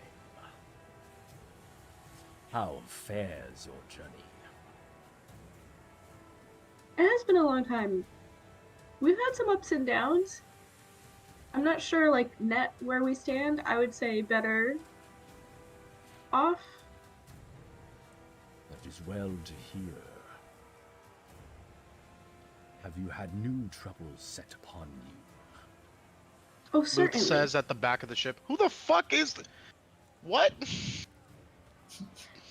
What the fuck is that? I see there's been a few losses. Immaterial and otherwise. You're in unfamiliar territory. What brings you to the far reaches of the sea? We are preparing for a really big battle, and we still have some time, and we were hoping to get a little bit more resources or allies or something before we go into it. Lean's really laying it all out here for this fish.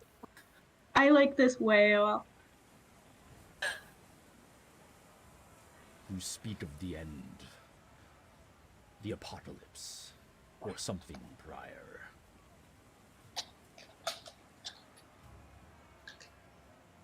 Well, we're hoping it's not the apocalypse. Yeah, Celine's like, apocalypse? Perhaps this is too much for you. You should carry on carefully. Wherefore, or not wherefore, that's the wrong verbiage, hold on. Where are you going next?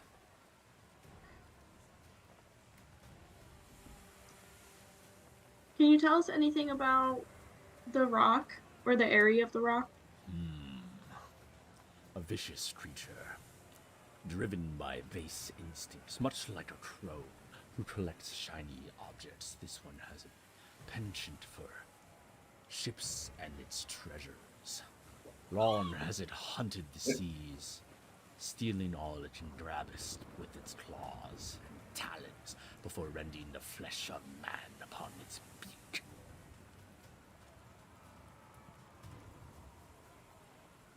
That's very helpful, actually. Thank you. It's not a kind So, creature, Okay, so not a friend.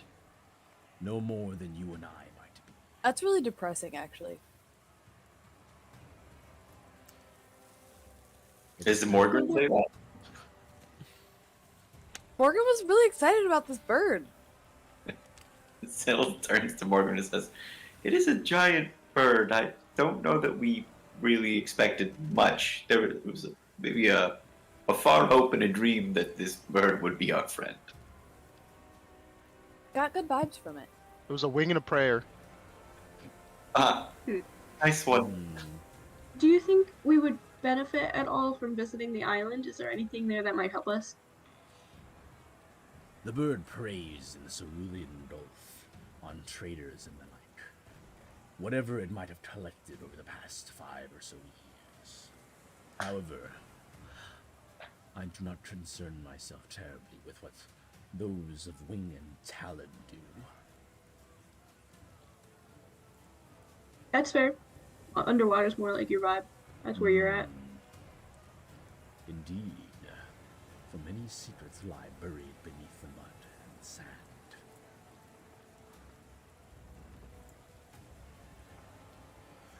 If you do go, I urge caution. The rock has sharp eyes and sharper claws. It would not hesitate to rend your ship in half. I appreciate that. No. Since we have you, do you mind if I ask a couple more questions? If it aids you, I suppose a few questions can be answered, though I will not promise I have the answers, nor the means to furnish them. That's okay. I was just wondering if you knew anything about the island of Praxis. A grave tower with a beacon stands amidst this churning, forgotten seas. A dark power resides above it, watching, waiting for the end. It is filled with malice, and I have not ventured anywhere near it.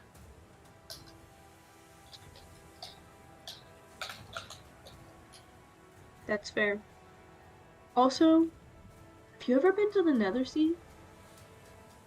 It is not a safe place for most mortal creatures. No. It sure ain't. However, there is fine prey to be had at the bottom of the world. Do you have a favorite? What's your favorite food? I don't think you would like the answer to that one. Okay, I think you just told me. Can I, do we have like fish on board? Can I give him a fish as a thank you? I mean, you can. This thing is longer than your boat. I know. A very big fish. Hold on one second.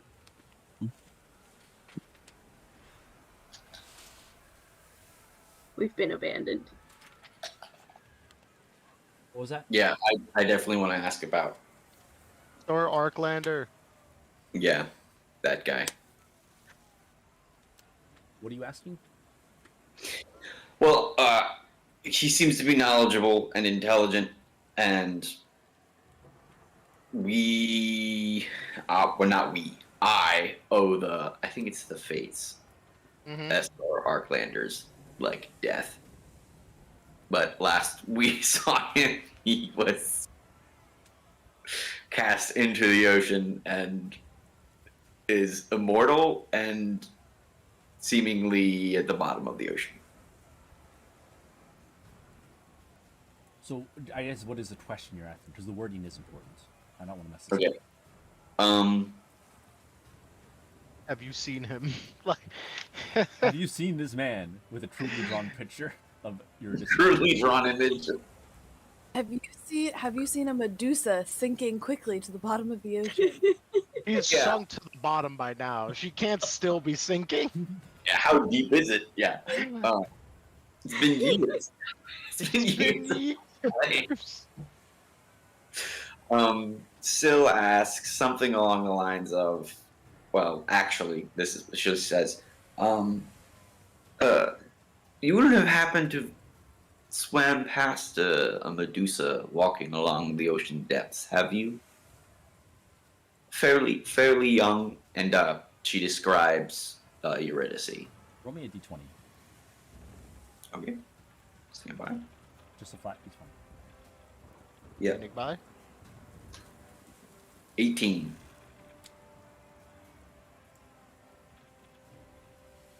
There are, sorry. There are rumors on the currents of the sea that don't bite me. Fucking. That one that you speak of, a possessed creature, haunts a forgotten city. The lost city of the Harpies, perhaps, or whoever has once claimed it before any of our times, or any of your times specifically. What that thing plans is unknown. But perhaps you'll meet again when the world draws to its end. Okay. Not in the context of the game. Mhm. And, there's a forgotten city, and it's in a submerged forgotten city. All of you roll me history. You might have already asked this question a long time ago, but that would have been 2 years ago, so I don't remember. Blah, blah. Rolled the 6. I'm helping. 5. 30, 20. D20s will be the only ones that know this right now, because everyone else got poopy. Let's see. You're Let poopy. me make sure I'm looking at this correct. Let me make sure this is accurate.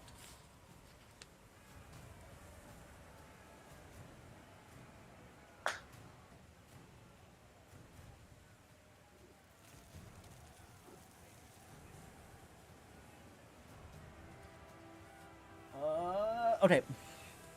Have any of you ever met a siren? In your history? How do you run into them? You've run into them, but mostly it's been to kill them. Oh, yes. Unless, like, you mean, like, have we talked to a siren without... I don't. That's what I'm asking. I don't know if you've ever actually had a phone death. conversation. No. I doubt Probably. it. The I think we 20s. did. Did we? We ran into them, and then I think Celine talked to them because Celine was like, "You can't tempt me." Okay. That aside, the two of you in the 20s know that the Sirens once had a grand city. They were a proud, joyous, like, culturally empowered race before they accidentally angered Sidon, and he sent their entire city to the bottom of the ocean. That's equivalent to the Legend of Atlantis in terms of untold riches, incredible weapons, massive wealth at the bottom of the ocean. Nobody knows where it is, but there's tale of an underwater city. What has happened to it since then, nobody knows. We talked to Iola about this. She confirms the legend, but she knows nothing more than the story. As they live in the shallows, whereas this must have sunk somewhere at the bottom of the ocean. Is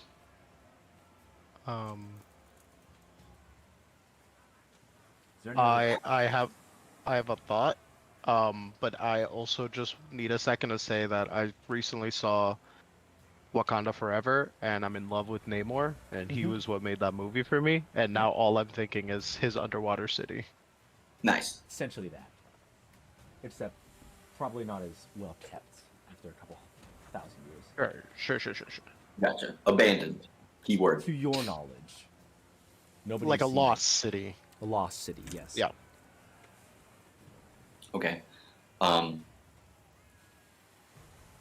Do you know I mean, maybe this is a dumb question, but do you know where this forgotten city might be? Could you lead us there? Perhaps in time. It would require some efforts on my side. But it is not impossible.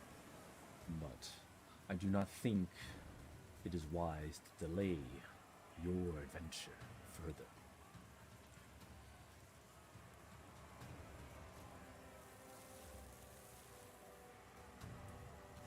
As in, you feel like it's in your opinion we should head straight to Sidon? I care not what happens to the Titan, but if the oath ends in 14 days, I assume you want to be present. He's saying we shouldn't go looking for the city right now. Yeah. Yeah, yeah. So I guess the question is, do we still want to go to the Rock? You have 14 days. You are right next to the island. You would get there by the end of the day. Or you could change direction and go somewhere else. He said I that think- the rock wasn't nice. Rock's a cunt. Use Sounds the like C rock. word. A chicken. Chicken. Chicken. Big old chicken. Is that a chicken? You know That'd be- those. Funny if it was a giant chicken. Just towering over top. It sounds like the rock is not going to be our friend. And if we go to the island, we would find loot. But it would be super dangerous. We might have to fight a big bird. Yeah, it was apparently praised on people in the Cerulean Gulf, and not so, or at least I don't know if that was a point to latch onto, but the loot may be less. There may not be super crazy magical, very powerful loot if it's mostly just preying on shiny ships and stuff of that nature. Then there's probably less likelihood of strong, powerful magical item. Would be my guess.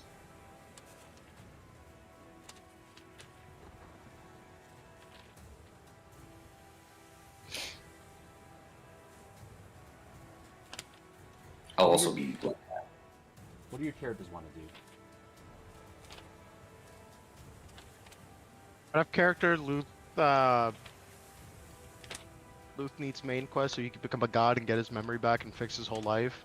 In character, I have plenty items, so like I'm not really interested in going to get more items. Now that Morgan knows this bird will not be their friend, there's like 0 chance of the bird being their friend. She's kind of in the same mindset as Luke. Thinking about if there's another island we want to go to, or is it like praxis time? I'd be interested in going to an island for lore reasons, but not necessarily for more more loot. That's a good reason. Yeah. Which island? Hi, baby. Come here. Come here, Tiki Titi. Come here. What? Oh, stop that. I would just. Sorry. So, what island would that leave us with? Yes, any reasons that you all have to go to an island? I think part of the reason we chose the rock was because we wanted to go to one in the Forgotten Sea, and the only 2 that we had left other than Praxia was the Maw and the rock, if I remember correctly. Yeah, all the other ones that we haven't been to are all Cerulean Gulf. Gotcha. Ian, this is 100% a metagame question. 1000% metagame. If we go to the rock and kill it, do we level up? No. Okay. Well, do we do? What can we do to level up? Something really cool. All right, let's go kill Sidon. Are you sure you want to do that? Am I sure that I'm not gonna get a level up?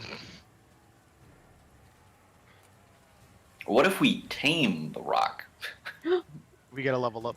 Do we get a level up? Would be pretty cool. If we're already, rideable, like I want to ride the rock into battle. That's all what I'm could get saying. the rock. Oh, come here. No, I know.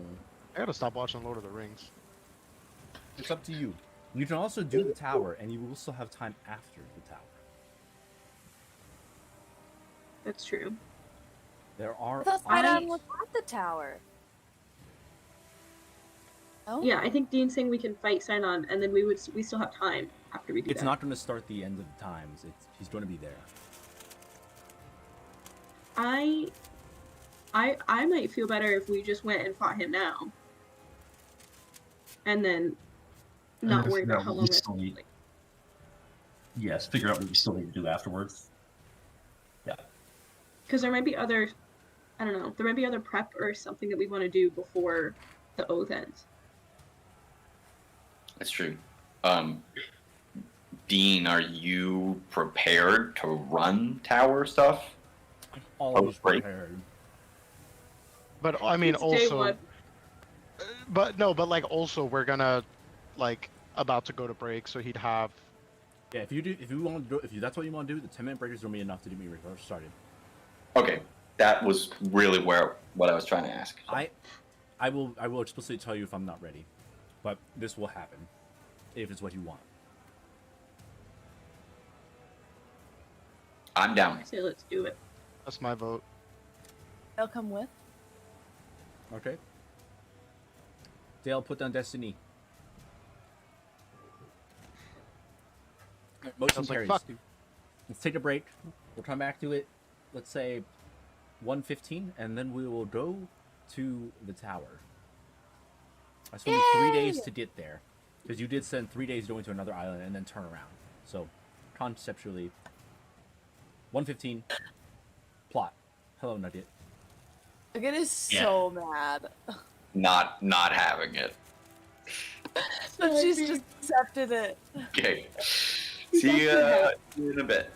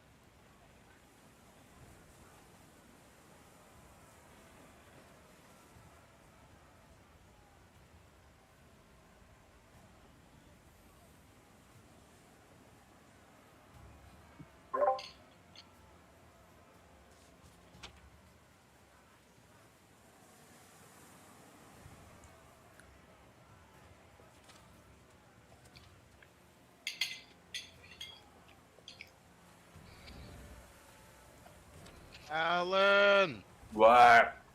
how are you? I'm well. I am How's been not an American?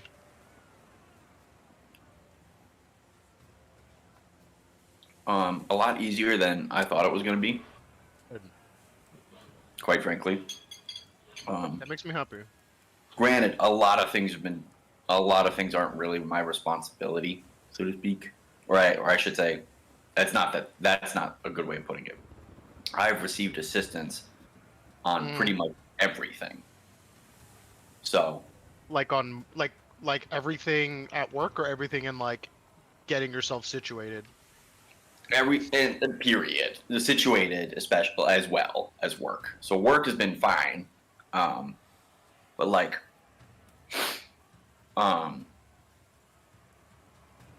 I like probably actually was in the like office for like maybe 16 hours total last week, but still got a full week's pay because they're very much on the like, you just moved, don't worry about this at all, and go take the time that you need to. And I have more of that to use. But like Thursday, I like went apartment hunting with a guy whose explicit job is to help me find an apartment. So, Oh, that's awesome! Holy shit! yeah, which was great, and he was a ton of fun. And granted, I'm sure part of his job is to just be nice and be social, but we got along well and had like stuff to talk about. So it wasn't like me sitting in a car for a few hours and going to apartments for a few hours with someone that I didn't relate to at all. It was like, It was cool. okay, you're a young dude who Nice. plays video games, and like we talked about. He asked me. We were talking about building PCs and how hard it was and how expensive it would be for him to build one now. In this Talk about economy, Yeah, exactly. And but it was good. It was a fun time. All that to say, things have been going very well with the Nice. move. The one thing that I'm feeling the most stressed about now is getting a car, but that's always stressful for me. Everything car related is car. not my favorite. So What did you end up doing? Did you sell your old car? Your American car? I essentially gave it to my parents, but it's not. But more than anything, they I didn't sell it to them, but I transferred the title to. Well, I sold it to them. Transferred the title to my dad. Yeah. The intent is that when I come back in 3 years, I'll have it. We'll swap it back. But I also Sure. know that my dad really, the van that my dad's been driving for years is very old and not super reliable. So I have a feeling it'll die. That van will die before I'm back. So I Then don't just keep your car. Yeah. And even when I come back, they may want to pay me for it, but I'll probably say, well, let's see how much it's actually worth. I'm not gonna don't pay me much for it. Yeah. Cool. So that's what happened to my old car, which is great because it meant that I didn't have to deal with literally other than my parents and just be like, hey, Dad, can you come to the title office with me? Yeah. To his notary. Nice. Yeah, and he needs a reliable vehicle, so Win-win. What a win-win. Nice. But I don't know, like I could lease. For whatever reason, everything here is different. I don't know why. Wonder Don't know why. why it's different. It's like you're on the other side of the ocean or something. Almost like Yeah, you're in a different but, like, country. Whack. Terminology for things is tripping me up a ton because in my brain it's like, all right, well, I could buy a used car or I could lease, but they have all like the terminology is just totally different. So I have to look and research everything. As if Yeah. it were your first time buying a car. Yeah, it's You like pull up Yeah. Google what Translate, the there's a live translate as you're talking to the dealer. You'd be like, okay, put this in American. Could you please speak into the microphone, sir? But this But is they also, like, American, thank you. they don't have, not to the same degree, used car dealerships where they just have a huge lot full of vehicles. Sure. Mm. There are dealerships, but they are like, we have Car. maybe 100 vehicles total, and that's fine, except for the fact that I need an automatic transmission. I don't know how to drive manual, and I Whittle it. don't, and I want a small vehicle. So that 100, yeah, just is it working yet? I'd love to learn, but I don't want to buy a car and force myself to learn while also trying to drive on the other side of the road. While also If it going makes to a work. loud chunky noise or it stops making noise at all, that's bad. Right. If it stops going, something's wrong. You can tell by No. the way it is. By the way it is. But it's been challenging because filtering is harder. There are less options and less because vehicles are a little bit less common, I think, in the UK. And automatic and manual is a lot more evenly split than it is in the US as well. So there's a lot less there. I'm feeling like I'm having a hard time even finding places to go that have a stock that's worth test driving.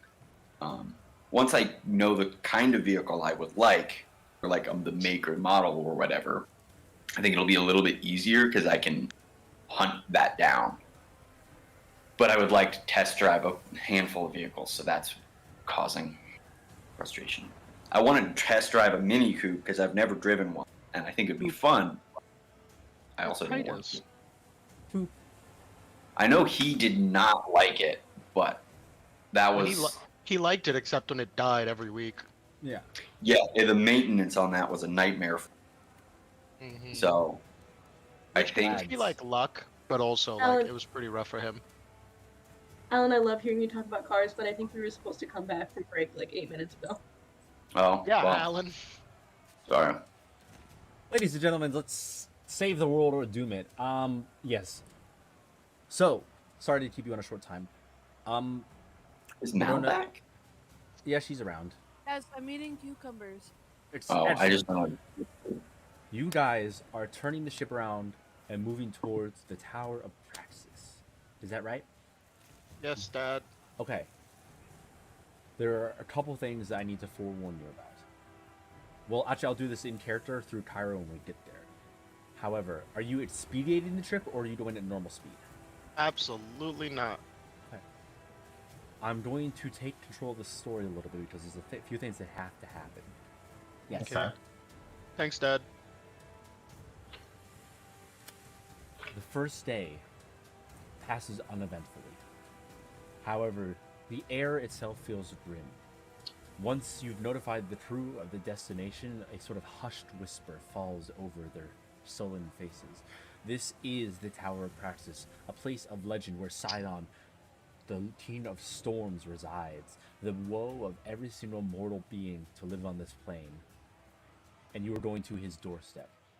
So admittedly, not everyone's exactly excited about this, but they've all sworn to serve you and follow you to the ends of the world, though this might just very well be the actual end of the world. The air is tense, but the ship soldiers on. The storm seems to be getting heavier and heavier. Whoops. 13 days. On the dawn of the second day. Could everyone give me a nature check, please? Nature. Nature.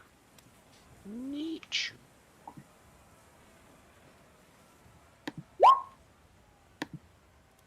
Come on. Oof. Yikes. Excellent. Celine, there's a storm approaching. A proper storm. This constant rainfall is nothing in comparison. You feel the air pressure drop. And the cold front the front sort of washes over you, but within an hour, all hell is going to break loose beyond the magnitudes of which any of you have seen before in a long time. I'm gonna let the party know and let like Barnes know.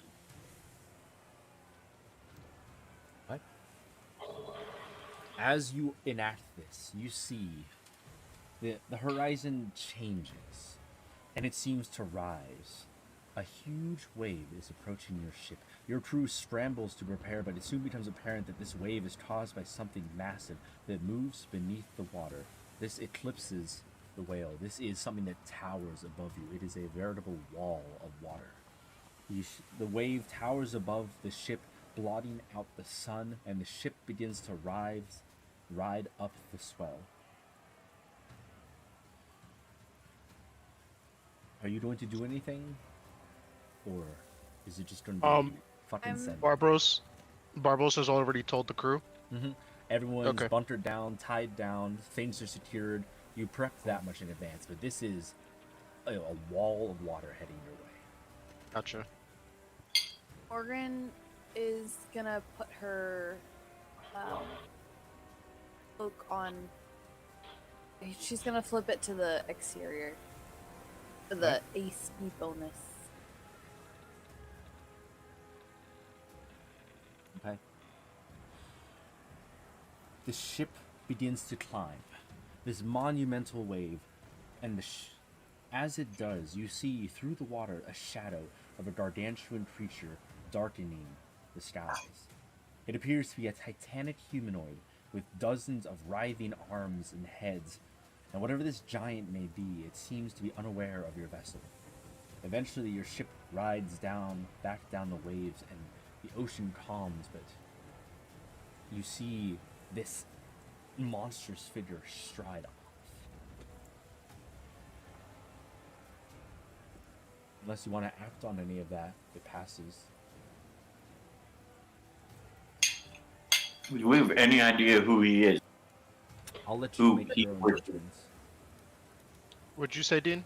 I'm gonna leave that in your hands for right now, because you wouldn't be able to tell unless you recognize it. Plainly speaking.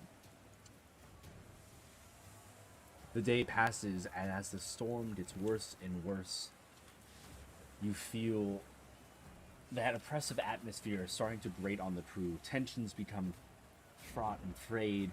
Everyone is soaked. Even those below decks, there's only so much they can do. There's several times where they've had to bail out water just from the rainfall pooling at the bottom of the ship.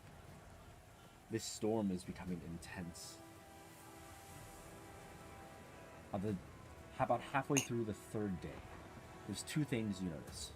One, in the horizon seems to be a burning star that pierces through the clouds. You can't make out what it is, but it appears to be glimmering faint. And second, this storm itself seems to be centered around your ship. Probably obvious reasons why, or maybe it is just a natural occurrence, but the waters begin to churn and thrash in an unnatural way. Waves crash against the ship's prow, what from appears to be the maelstrom itself, but a set of whip-like tentacles, each the size of a small boat, erupts from the choppy waters, followed by this huge reptilian head. This creature's yellow eyes look upon you with a fiendish intelligence and a malign curiosity. Slowly, surely, the tentacles wrap around the ship, arresting your ship's movement. You are immobilized as these gaping maw and beady eyes bore into you, and it sort of regards you with this curiosity. Let me put this thing at the front of the ship because it's going to be the thing, and I'm going to put. I look over to Celine, who I imagine can talk to this thing.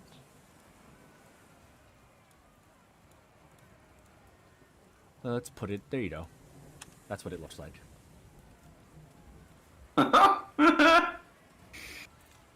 As the ship sort of teeters forward, as it puts its weight on the front of the ship, leaning forwards, the crew scramble backwards. but you are surrounded and arrested.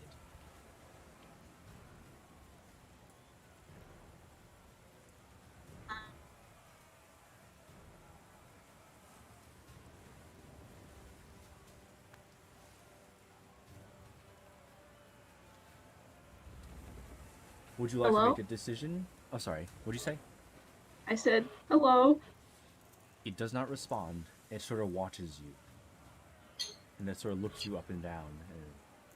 And you feel the ship rumble with its deep breaths. I know Sidon commands the ocean. He also commands creatures within the ocean. I guess is it evident to me that this is Sidon's pet? You do not know. Okay, thank you. Ira, do you know what this is? That's a Kraken. Great. Lovely. Me? Bad guy? Yeah. Yeah. Pretty bad. Any chance it's like a baby one? Nope. That's the Kraken from Legend. Hmm. Like capital TH. E. Don't step on my book. Can we? We pick up. Can we rewind? No, I'm kidding. The oath of protection, the oath of peace, rather. Yes. That doesn't. We can't like use that to not be attacked like by Sidon, right? You don't know what this creature's affiliations are. You don't know, but not really know. He can beat the shit out of you. He can't directly take action against the gods or sort of like extort things from mortals in a broader sense. The terminology gets really vague. He can't basically destroy the world or invade or do anything big, but he can beat the shit out of one or two people if he wants. Like, he's still allowed to conduct worship, and part of that worship is sacrifice. And this killing you counts as a sacrifice, so it's that loophole. Okay. So it's a little vague. But like any overt actions against the mortals of Thylia, no go.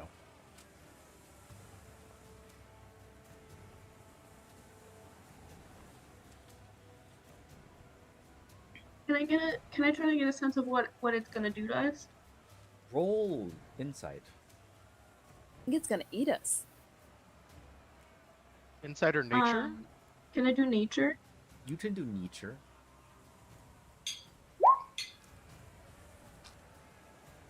19. It looks like it's ready to attack if you don't do something. You're not. It's waiting for something, but its tentacles are poised to start hitting. Can I offer it a fish? It's walk me through the process, but we'll give it a shot. I want to get a fish from wherever our food is stored and come up to it, wherever its face is, and be like, hello, can I offer you this fish? Please move your As, like- characters to where they're supposed to be. But yes. And I offer you As this like, egg in these trying times. As in a show of deference.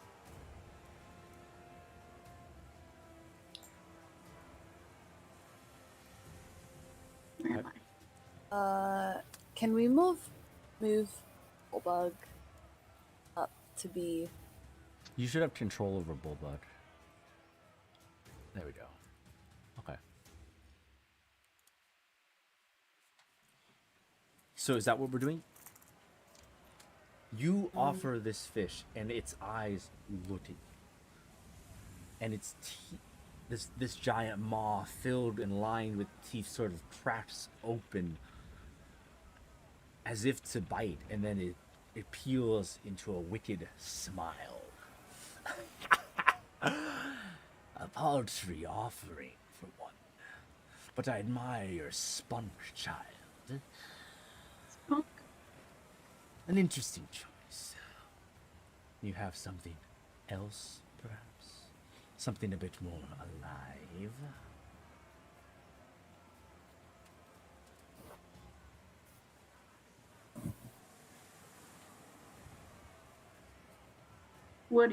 What you interested in? I find that gifts are best when they're unexpected. Surprise me.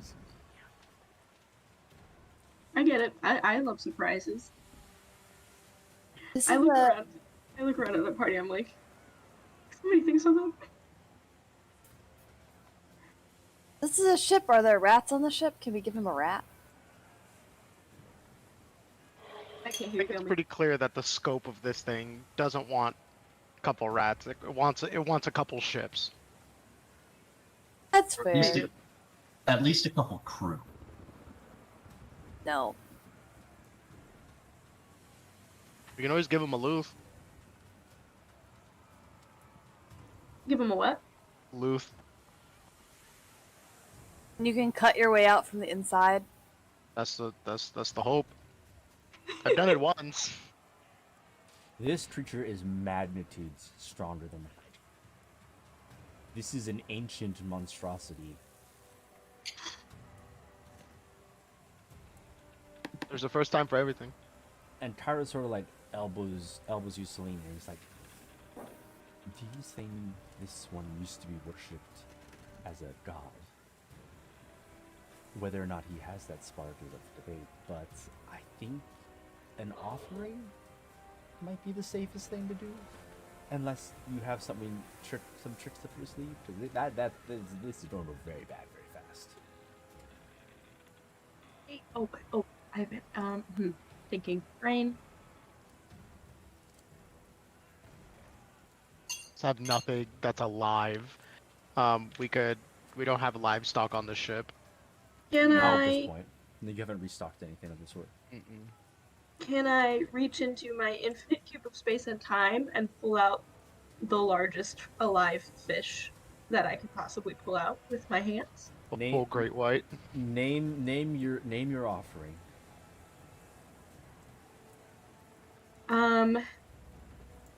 I want like Maybe a turtle. It's crunchy. How about a tuna? I was thinking tuna. Can I ask him? So, can I ask the Kraken what his favorite sea creature is? It sort of smiles at you and it says, "You're not asking the same question, just phrased slightly differently."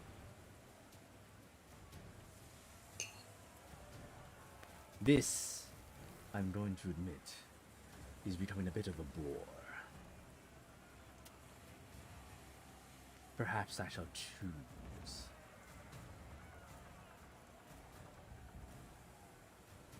Did you Yeah, pull out? What? Did you pull out a tuna? Did you actually pull out a fish yet? Can I pull out I feel like a tuna's too boring. Swordfish! A swordfish! A mackerel. A mackerel! Can I pull out a shark? Like an alive shark?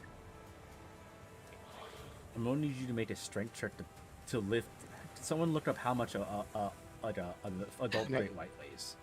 Can I lift it out of the sack? You don't need to help her, but yes. Okay. Well, like I am next to her. Hang on. Sharksworld.com is telling me how much sharks weigh. Oh God, of course, Sharks World.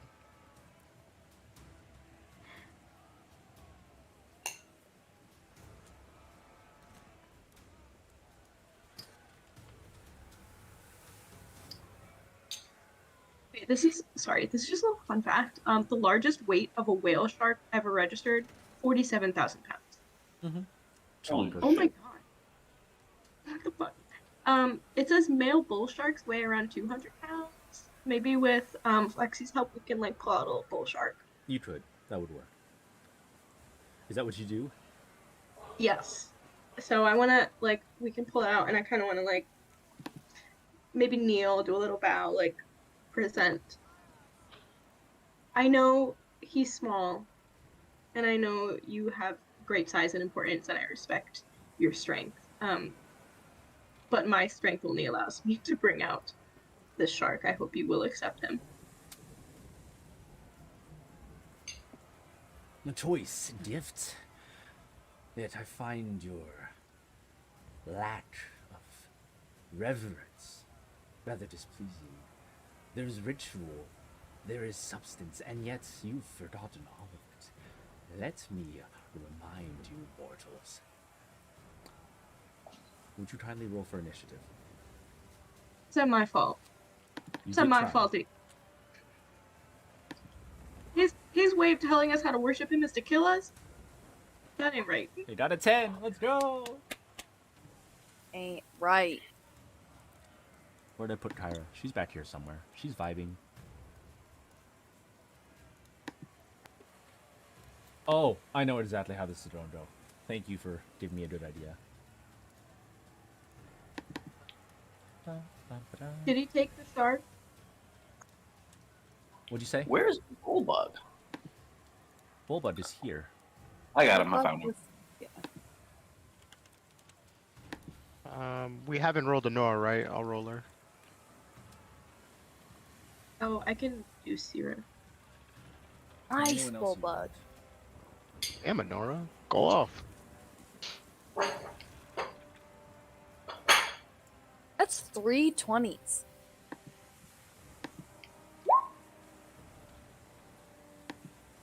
Sierra. 3 20s and then Sierra. She's trying. All right, is everyone in that wants to be in? Wait, Darian. Aola! You can add Everybody. them. You can Get 'em add all. everybody.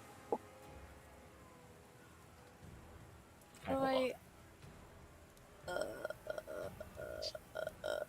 I don't know how to add Iola. You have her character sheet. Ooh. You select her Oh. token, and then I got it. Didn't say initiative. It said init. in it. Okay. I'm going to start the game now. Ready? Ready? Ready.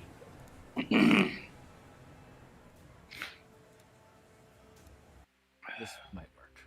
I don't have naval combat music for some reason. Whatever. Ugh. I can't believe you didn't have that ready. I know, right? First up, Anora. You see this giant creature begin to raise and its tentacles wrap around the ship and start lunging towards people. What does Anora do? And we're going to move quick. Bulbud's next on the dock.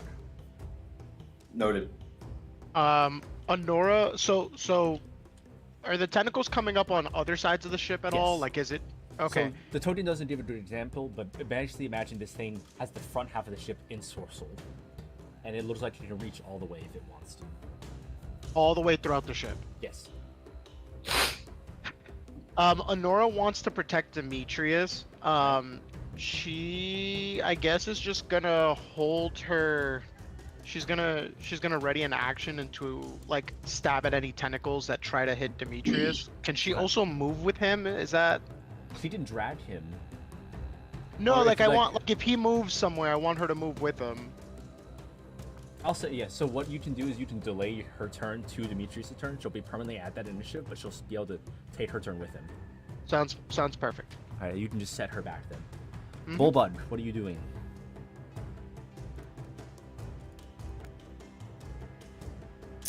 Sorry.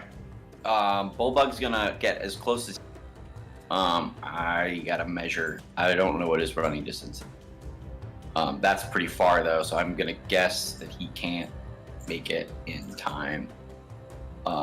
His speed is 40. And Darian's up next, just so you know. Gotcha. Oh, Dean, Yes. does the crew have an initiative? Like we have people manning harpoons and ballista and shit. Yes. The crew can. I mean, if you get to kill them, they get to shoot back. If someone wants to take Barbaros, the crew will act on Barbaros' initiative. Which I don't know if Okay. I've given Barbaros a character. I don't think you have. Bullbug is. That's the wrong tool. I'm. If someone else, I already have a Nora. If someone else wants to run Barbaros, I've got Bullbug and Darian. I would like to not have. Like to call it those two. I think we all have 2. I can take. I'll take. If you Where want, the I can hell- also just run it. I'm just going to simplify it so it's going fast. Bullbug is going to run up next to Kyra. Yeah, I guess yeah. I guess help Kyra? No, that's not useful. He can get up to Sierra, actually. He'll get up to Sierra and help Sierra with something. Try to help Sierra with something. Okay, Darian is next. Darian is going. I don't know how far. Javelin, not It's far crazy. enough. It'll reach. Far enough. Well, it'll be a long distance, but you can shoot. Well, she'll run forward. And who is that? 1, 2, 3, 20, 30. She'll run forward and throw. She's gonna rage because she can do that. And throw 2 javelins.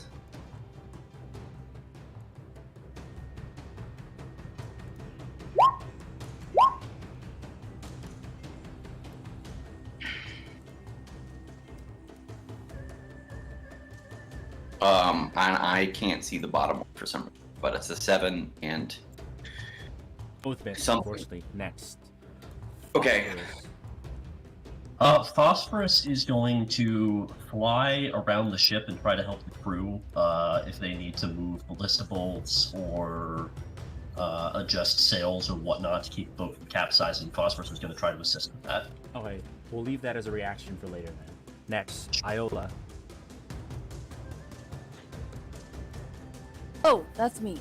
Iola, Demetrius, you're pretty squishy, right? Pretty squishy, yeah. But I've already got a Nora protecting me. I'm gonna have Iola run over to Demetrius. Where the hell is she? And cast Bark Skin. Oh. Nice. Yeah. Does that help you? Yeah, that increases my armor class by 5. Wow! I love it. And that's, yeah, all she's gonna do. And then she'll stand there and look intimidating. Who gets Barbaros? Everyone gets Barbaros. I'm giving you a generic character token. Next is Demetrius. Barbaros isn't gonna do any actions. He's just gonna. It's just the ship's turn.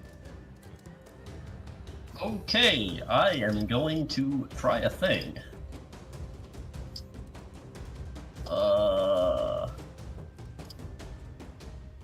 Make a wisdom saving throw, Mr. Kraken, sir. What saving throw? A wisdom. Yeah, that succeeds. Okay, next turn then. Next, Honora, and then Luth.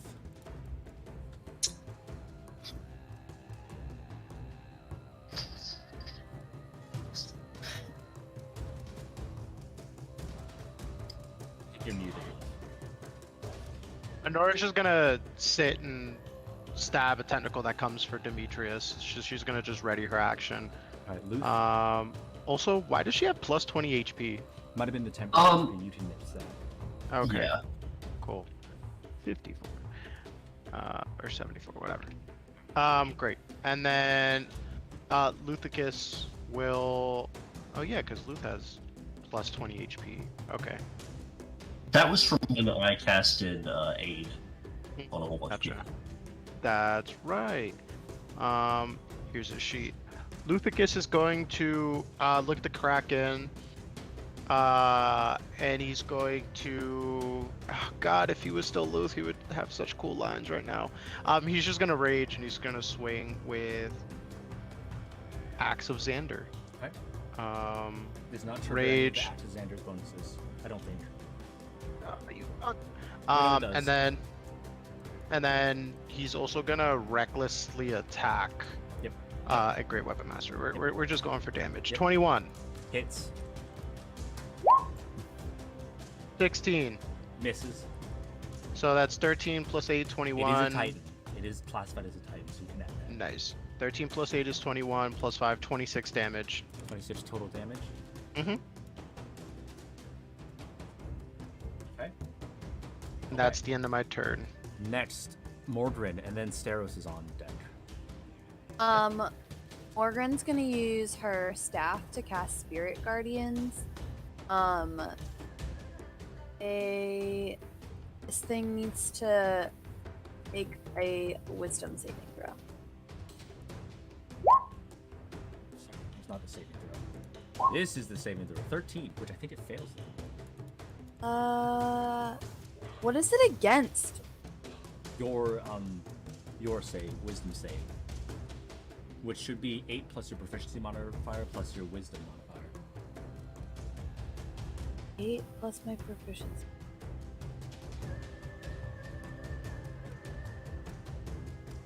Am I reading this right? A proficiency bonus? Yes. Oh, Yeah, it should be 4. Yeah. 12 plus. He loses. Alright, It's so he takes 13, the right? damage. Yes, he fails to save.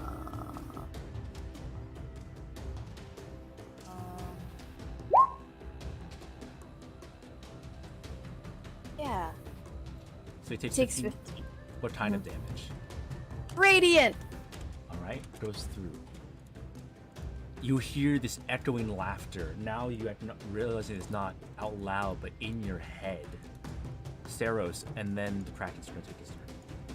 Okay. Wait, I'm sorry. I'm so sorry. Is Kyra singing the Song of Heroism? She hasn't had a turn yet. Oh, then never mind. The Steros is going to move up a bit closer to the front and use his arcane hand. Blah, blah, blah.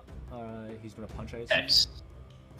It's a, he summons a magical hand Okay, to do stuff for a minute. okay. Cool. Okay, so that's his action. Next, the Kraken. Wait, no, he gets a bonus action to actually do stuff with the hand. Proceed. He's going to use the clenched fist. Still, to you're punch. after this.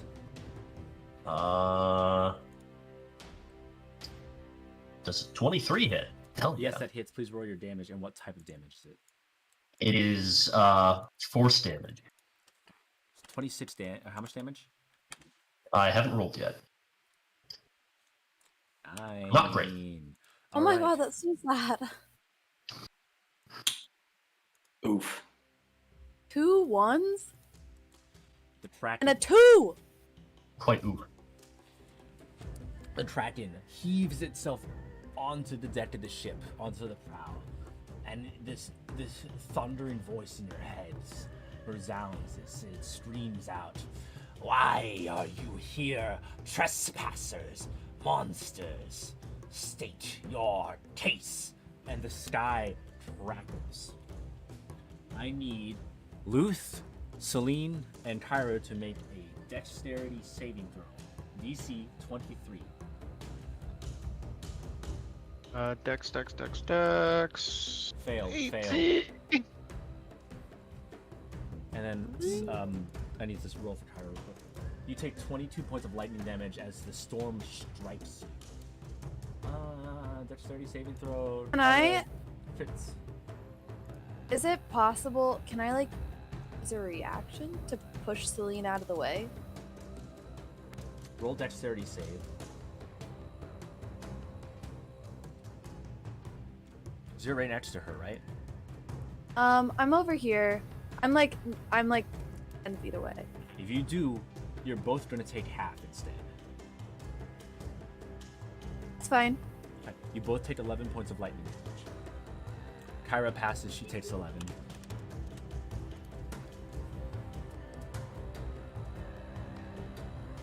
Do any of you respond?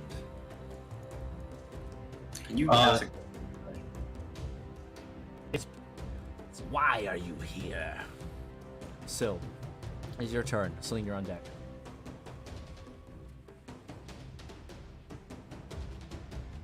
Syl. Yeah, sorry. Dale, did you want to say something, or were you? I turn, haven't say. thought about it yet. Okay, Okay. on her turn, great, perfect. Yes. Okay.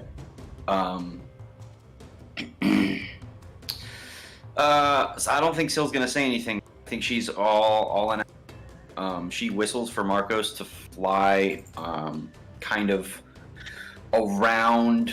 Let's say the left. How many eyes does this creature have? It's Just the two. It's like a big lizard.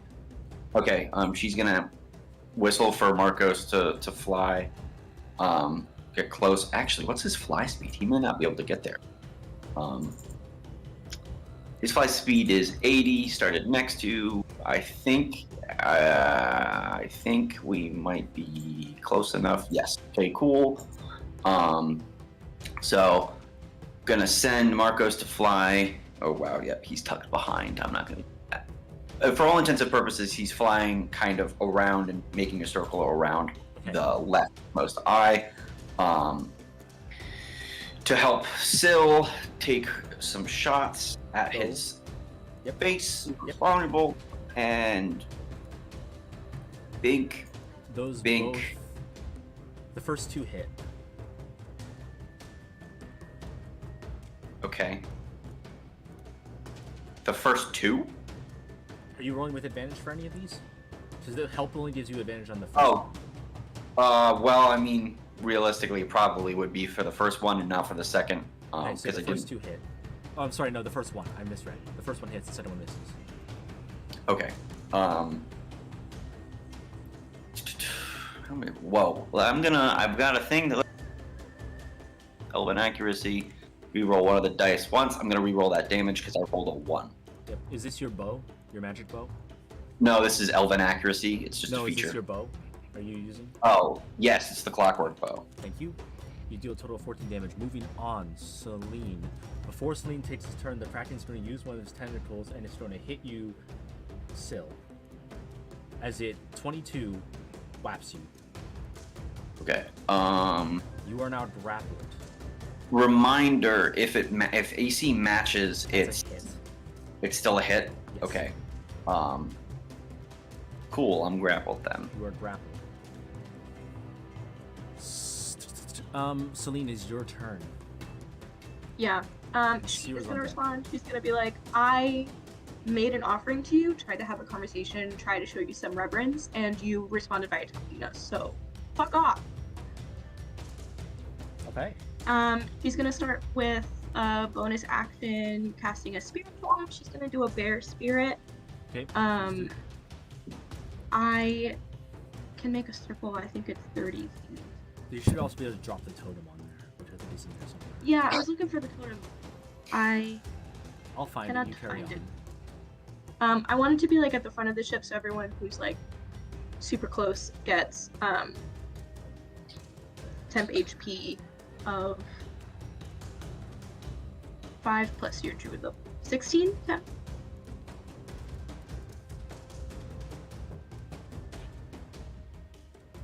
And then she's gonna cast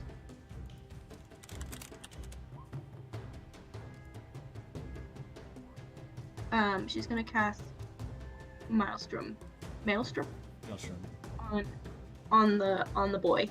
Okay, and still spend the So area that- of difficult terrain must make a strength saving throw or take damage and pulled towards the center. This is bigger than the creature, but it will still do damage to him if he fails. Yeah. He gets a critical. He is unaffected by this, but the swirling, it is still present, but he appears to be unaffected. Yeah. Okay, that's fine. That'll stay there. So is that like every? Yeah. At the start of its turn, it has to do that. Okay. Yes. It's That's is that the Celine's end of your turn. Okay, it's going to take a Yeah. legendary action to use a tentacle on you in retaliation. That's a critical fail, so you're fine. Moving on, Syrah, and then Barbaros is going to take his action. Syrah is gonna start with her bonus action to do a sacrificial offering. Yep. Did I send the right thing? No, this is what I wanted to send. She's gonna use a bonus action to make the Kraken a sacrificial offering, so she can use a reaction in the future to add fire damage. Okay. And then she's going to cast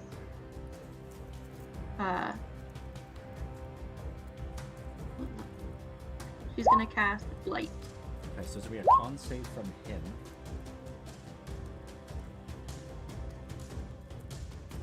So cool. Ton. He passes. It's Happens Ah. actually takes was it gonna be 19 damage. And that's for sure. Okay. Next is Barbaros. I don't think I ever gave you the stats for the ballista, did I? I think so. Give me 3 seconds. I can search up ballista stats for you if it helps. +6 to hit. Range is 120 to 48, and then hit is 3d10. So +6 to hit. And then even though the ones at the back can't get him, it's 120 feet, so they should be able to. Oh, okay. No, 120, that's yeah. a long range, so they would make it with disadvantage. So if you want to, Yeah. But like, are there vines and are there tentacles here that they can shoot? That's within range. I'll say yes. Go for it. Okay, so then they do that. And roll. yeah, I can roll. I'll roll 4 times. Yep. It's a true man the ballistic. Ooh. Very nice. I'll let you make one 4. additional attack since Phosphorus is helping load the ballista, so one of them fires twice. So it's just 2 of them hit. And then so that's 60-10. Wow.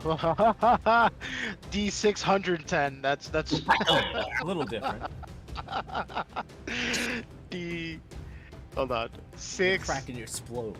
6 D10.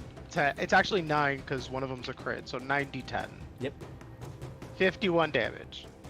You watch as these giant ballista bolts streak here as they fly towards the tracker, one of them heading directly for the eye, and you watch as it bounces straight off its eyeball, dealing no damage. None of these things do any damage to this creature. None of the ballista do? None of the ballista do. Kyra is going to sing the Song of Heroism and back the fuck away. Bullbud, you're on deck. And then Darian's next. Gotcha. I'm All right. Bulldog. I'm sorry. Quick, what kind of damage was that? Piercing? Piercing, but none of these ballistas are magical. Okay. Yeah. So you might be immune to normal bludgeoning, piercing, and slashing. Sorry, I'm sorry to interrupt. No, you're good. That's an important point to make. Bulbug's gonna charge, and I don't know. Okay, question: the gore and the charge combo is the strength saving throw be pushed 10 feet back and knocked prone. Yeah. Is that? I feel like thematically it doesn't work, but I'd like to do it. You can try. You can absolutely try. Okay. You know what? No, he's just gonna run up. He's gonna run forward and strike twice with his great axe. I don't think there's any way you can fail that DC. Sorry. Oh, come on, open. What weapon is he wielding? It is on his character sheet. It's just a great axe. I don't know if we've ever given him a magical one. Carry on. There's no time to switch it right now, so carry on. You know, he would make these attacks and probably The not first know. one misses. The second one, he buries the axe into the creature, but it just bounces off its scales. It does no damage. Next, Darian. Darian is And Foster's on also, deck. yeah, Darian more intelligent than Bulbug. Recognizes what's going on, but also doesn't have any magical weapons or anything. So she instead is going to turn back, point, or make eye contact with Syl and point in a direction. My intent is for her to use help with Syl's next attack. Go for it. Cool. That's what she does. Phosphorus. Phosphorus is going to continue to help crew. Okay. Loading the ballista doesn't seem to be doing anything if they stop, so it'll help just keep the ship in one piece as best it can. We'll look into that one. Next, Iola. Ayla is gonna run over and ungrapple Syl, right? Grappled? She's That'd be- grappled. You can try. If anything, you might be able to help me on my action. I don't know if that's a thing. You can help. If you want to do the metagame, it's the help, or you can try to break her free yourself. If you break me free myself, that'd be great, because then I can actually... Do something. Yeah, Iola's gonna try to break. I need Iola to make a strength check or an athletics if she has proficiency. I don't think she has.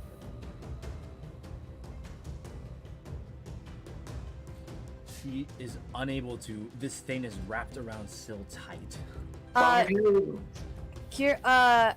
Iris singing Song of Heroism? Yep, Maybe? she can re-roll if she would like. Right. I would love to do that.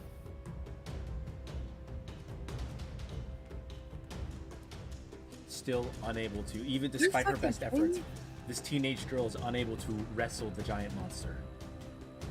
That's fair, I guess. At the end of your turn, are you done? Yeah. Okay. The bark Bark skin works as long as he isn't hit. So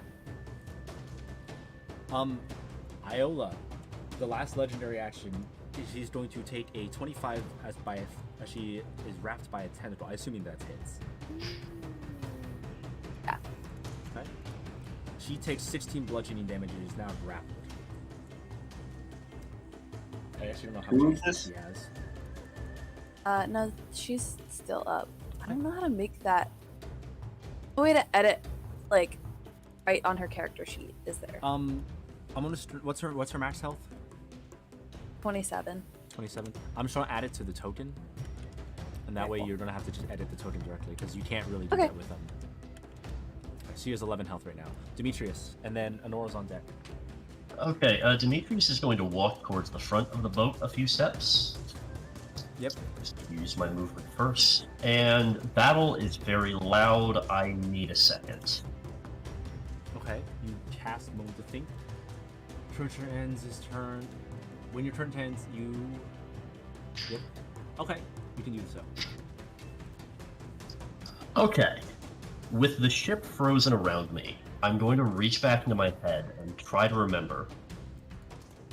Have we ever, in writing or in dreams or in any way, been invited by Sidon to his island, to his tower, to come and meet him and bring a conclusion to this?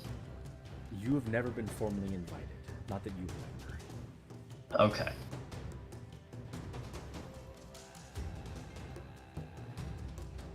Anything else? Okay. No. Would I still be able to talk to the Kraken then? Like, after this ends? Sorry, what? After this Would ends, yes. Would I still be able to respond? Okay. I'll say yes. Demetrius will call out to the Kraken. The Oath of Peace draws to a close. We are here to,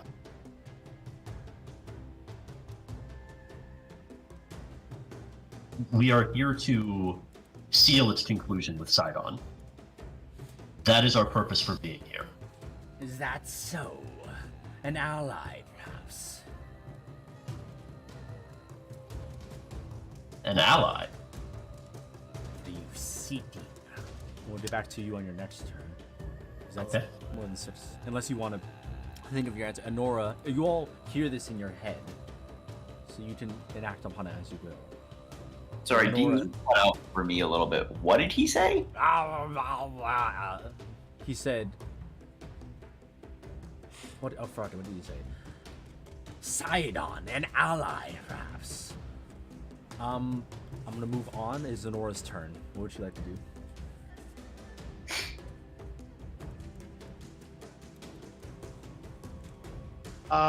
No tentacles have attacked Demetrius, so she is going to plop over here and try to free Syl.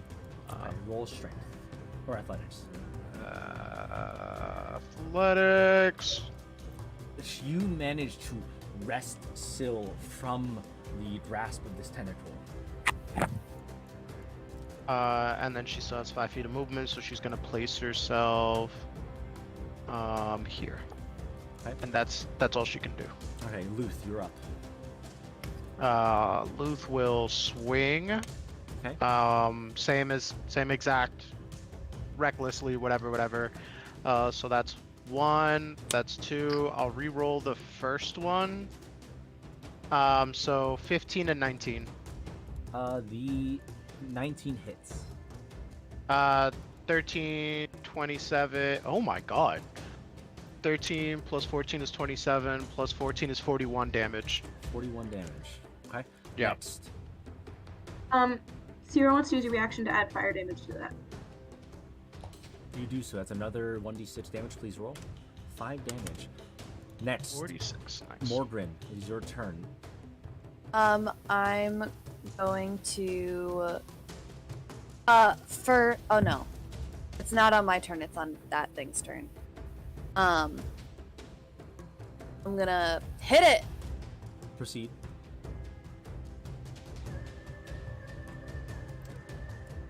Sorry, I'm finding that. Whack! Both hit. Please roll your damage. Whack! Alright, that's Whack! 17 piercing damage as you And burn then this into the creature. I'm also gonna use a key point to try to make that a stunning strike. Okay, so he has to make a what saving throw? It Is it is con? a Constitution. Yeah. He passes. Next, Steros. I think I can take one more attack. If Yep, you can. Oh. With your unarmed. Yep. And then it's Steros. they do count as my fists. Yep, magical. Are magical. Yes. That does not hit, Uh, unfortunately. no. As it is basically the hard scales of this creature are unable to find a solid hit. Steros, and then the practitioner will take his turn. Steros is going to try to use the big hand man to get Still out of the tentacle. I already am. You're already out of the tentacle. Nora. Nora. Pulled her out. Okay, then it's our who's still in a tentacle? Iola. Iola. I'm gonna try to get Iola out of the tentacle. Okay. Roll athletics or strength with the hand. Okay. Hand has a strength of 26, so it's a plus on top of whatever this d20 is. 27. You managed to get Isle out, wrestling this giant tentacle. Next, Okay. the Kraken. Alright. First, he takes 3d8 from the Spirit Guardians. Please roll again. And yes, I will do that. And It has gets to roll. another Yeah. con Promote. save. So he passes, so he takes half. So that's 6. Next. He currently And has Maelstrom. Maelstrom. He's going to make a strength saving throw. Passes, does not take the damage. Or does he take half? He doesn't take it. Okay. He currently he has a Kyra in his tentacle grasp, and that's it, right? Because everyone else has been freed. Or who did I forget? That was everybody. I thought everyone was free. I didn't realize Kyra was. No, you're right. Nobody is grappled right now. So what he's going to do is he's going to attack the 3 people in the front: Bulbug, Luth, and Morgrim. That's illegal. So this is how it's going to work. 1, 2, 3. So Bulbug is a 22, Luth is a 24, and Morgrim is a 36. Do those hit? I'm actually at 36. You know, you get advantage. Yes, that hits. Okay. Yeah. So Bulbug takes 22, Luth takes 19 bludgeoning, halved to 10, and Morgan, you take 24 bludgeoning. God. Can you do math? This is like, yes, Kieran, I'm sorry. Kieran, can you remind me how much we got from the Spirit Totem? 16. Yeah. Well, thank you. Okay.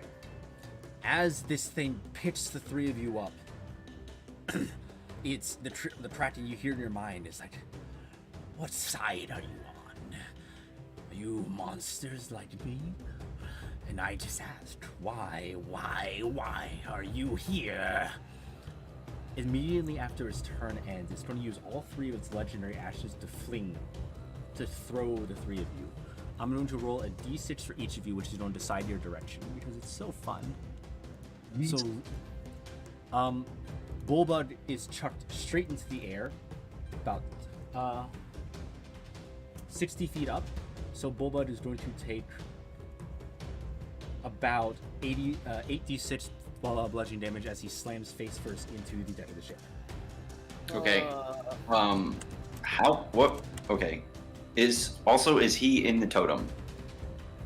He is, but this is not his turn. Right, but he got the temp health, right? Yes, he did. So How much was that temp health? 16. He takes 22 bludgeoning damage. Luth. What did I roll? D8? Luth also goes straight up, so it's going to be another 8d6, but half for you, so it's going to be 18 bludgeoning damage. As you also faceplant the ship. And Mordrin, he chucked you over the back of his shoulder. So Mordrin is now in the water this way. Okay. You can water walk it, but you are do you activate your water walking or do you just hit the water? No, I'm water walking. Okay. You're going to take 2d6 from hitting a hard surface then. 2d6. That is 3 damage. Sorry, I'm looking up how slow fall, how much. Oh, you're right. You'd be fine. You do not take that damage from slow fall. That levels. Syl, it is your turn. Okay. Okay. I'm going to use the help from Darian. Oh, and Bulbul and Luth are both prone. Sorry, carry on. Noted. Okay. I'm gonna do the Great Bow long draw on this creature. Okay. And use Darian to grant help. Yep. Oh wait, can I? It's a dex save, so I don't think it would apply. Yeah. And it's an action. As a bonus, I'll cast Hunter's. And then as my action, I'll do the longbow draw. I should have read that more closely. So that is the DC for that is going to be 10, 18. Okay. It's a dex save. He Yeah. fails, so he takes the full damage. Nice. That'll be. Oh wait, I'm not typing in the right thing, am I? Oh, I am. 33. Can I re-roll one of those ones? You may. The Elven Accuracy. So 36 points of damage. You have 36 points of damage. This bolt basically goes clean through one of the tentacles, not severing it, but leaving a gaping hole, bloody, and this thing snarls at you. Marcos is going to also vicious. Yep. Marcos is also going to attack with talons since he's right there. I don't know what that was. 15, probably not.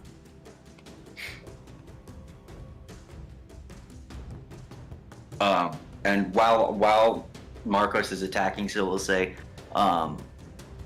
we come to face Sidon, not to join him.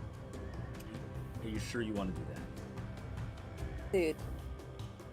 What is he gonna do? Attack us harder? Like, Yeah. A second Kraken joins the battle. Like. Okay. You just said essentially like fuck you to his dad. Not necessarily. Could be a stepdad. Context clues could potentially suggest that he is not on Sidon's side. Side on side. Side on side. As you say that, the tentacles abruptly come to a halt, and it stares at you. My. Are you the next brave batch of heroes? Are we all free to respond? Yes, combat has paused. Okay. We have already killed his twin sister Lutheria, removed her from this plane. We seek to bring Sidon to the same fate.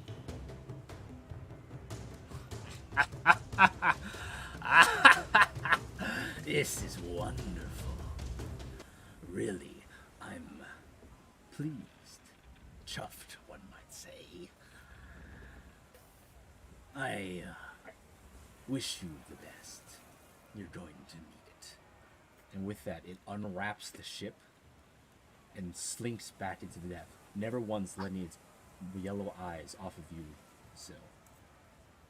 You piece of shit. I say as it leaves. It flips you off. As with it a tentacle. sinks, I flip it off. Everyone on the ship is flipping each other off. He has 10 tentacles. This is ridiculous. Luth is so fucking upset. Okay. Cool. Before he goes, how hurt did he look? Like, did we do a good job? You did a decent amount of damage to it. Yeah, I want him to come back. This is unbecoming of Flexi, but this is the first time Flexi has seen a fight that didn't need to happen, and he's pissed about it. He's also raged, so he's just susceptible Angry. to being upset. Yeah. Just accept me. Quickly, before anything else happens, Morgan is going to get back on the ship Yeah, you scuttle over to the ship and climb back. before on. we sail away. Demetrius will take stock of the crew. Is anybody dying or dead? The crew themselves are mostly unharmed. A couple bruises from the ship being rocked about, but you see nobody's dead other than those who have been injured, like Iola, Bullbutted, Luth, and Morgan. The people who have been hit, a little bruised, and Kyra's a little singed. But otherwise, everyone's alive. It's okay. Yeah. Cool. Bullbug is Could have gone worse. actually doing fairly well. The temp HP went a long way.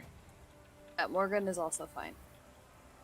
Negation is always better than trying to heal it.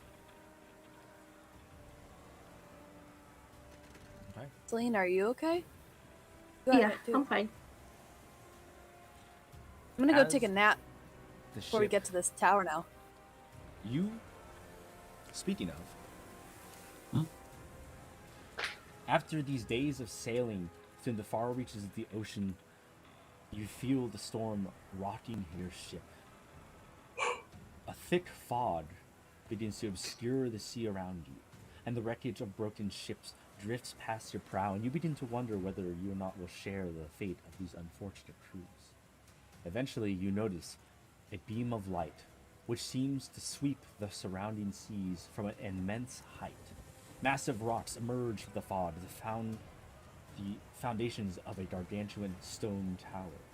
Your ship suddenly feels very exposed, tiny, and vulnerable next to the impossible size of the structure which now looms above you. This can only be the Tower of Sidon. Let me just bring you over to the very cool picture.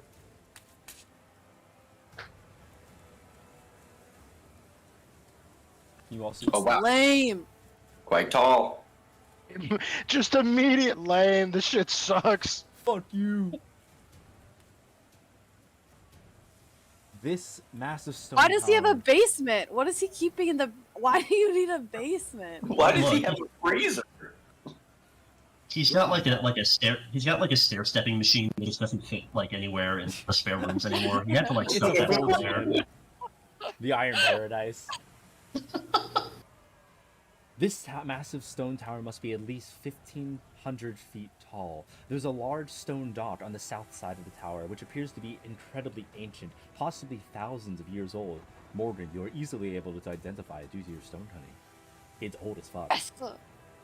It stands strong above the abuses of the waves and the weather, and a foreboding air surrounds the place. Birds wheel about the heights of the tower as the scale of the place hits home. You realize that these are not seagulls. These birds are distant griffins, each the size of a horse. The massive double doors at the base of the tower appear nigh impenetrable. Your ship is a good distance away. However, the searchlight begins to strobe across, or scan across the waters.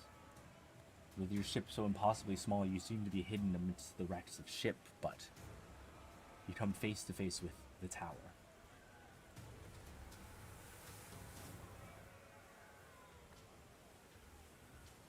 I've seen Oh, no. bigger. Yeah, what a ripoff. So, Dean, Yes. the tower is like that's the there isn't any like land around it. Like the tower Nope. is the island. It is, the tower is the island. The only purchase you see is that dock that you could presumably park the ship at, if you so please. I want to throw out there, I would prefer not to go through the entrance and up the way that it is designed. I feel like it's Need a giant flying bird. Damn. Back to the area. We shouldn't have changed our minds. I just feel like if we go in the way that, do you know what I'm saying? I don't know how else we would go in, but I feel like it's gonna be booby trapped. Yeah, I hear you. So you're still I at a think- distance from the tower. You have some options. Yeah, I'll leave it up to you though. It may be a little meta, but looking at the image that Dean has provided, it looks like there may be some underwater entrance to the basement. I was thinking that too. If We we, go could in at the least- basement, we're still gonna have to go up the. Yeah, but at least it's not the front door. Yeah. And that's fair, I guess. There's a chance we could be Um, sneaky about it. I can swim. I can swim and check. Like, I can swim around and see if where there would be another entrance. I wouldn't be the one to sneak in, but I can find the entrance. I was gonna say I can walk up to the throne room, and Flip 'em. Peer in the window. That is hello. half a mile of going straight up. It's not impossible, but there will be challenges. Didn't ask how tall the tower was. That's fair. He's a half mile tall. That's he's 1,500 feet, so it's a compensating. little under, but More like a quarter. round up. This is unnecessary. You're saying he's compensating for something with this giant phallic shaped structure pointing out of the sea? No. No. Not phallic at all. Never. You see two Hummers parked on the dock. Massive Hummers. I say that when we see him. I'm gonna be like, I bet you have a small dick, and he's gonna be like, and that's gonna take him down. The psychic damage on that. He's done. Unparalleled. Even I can't rage against psychic damage. Okay, if we're talking about ways that we could enter, there's the front door, there's potentially something in the basement. I don't know that we have a way of getting up to another level as a group. Kyra, do you know anything about this tower? She was actually, as you were discussing, she was just about to gather you all for a little rebuttal. She's like beckoning everyone to come closer. Okay.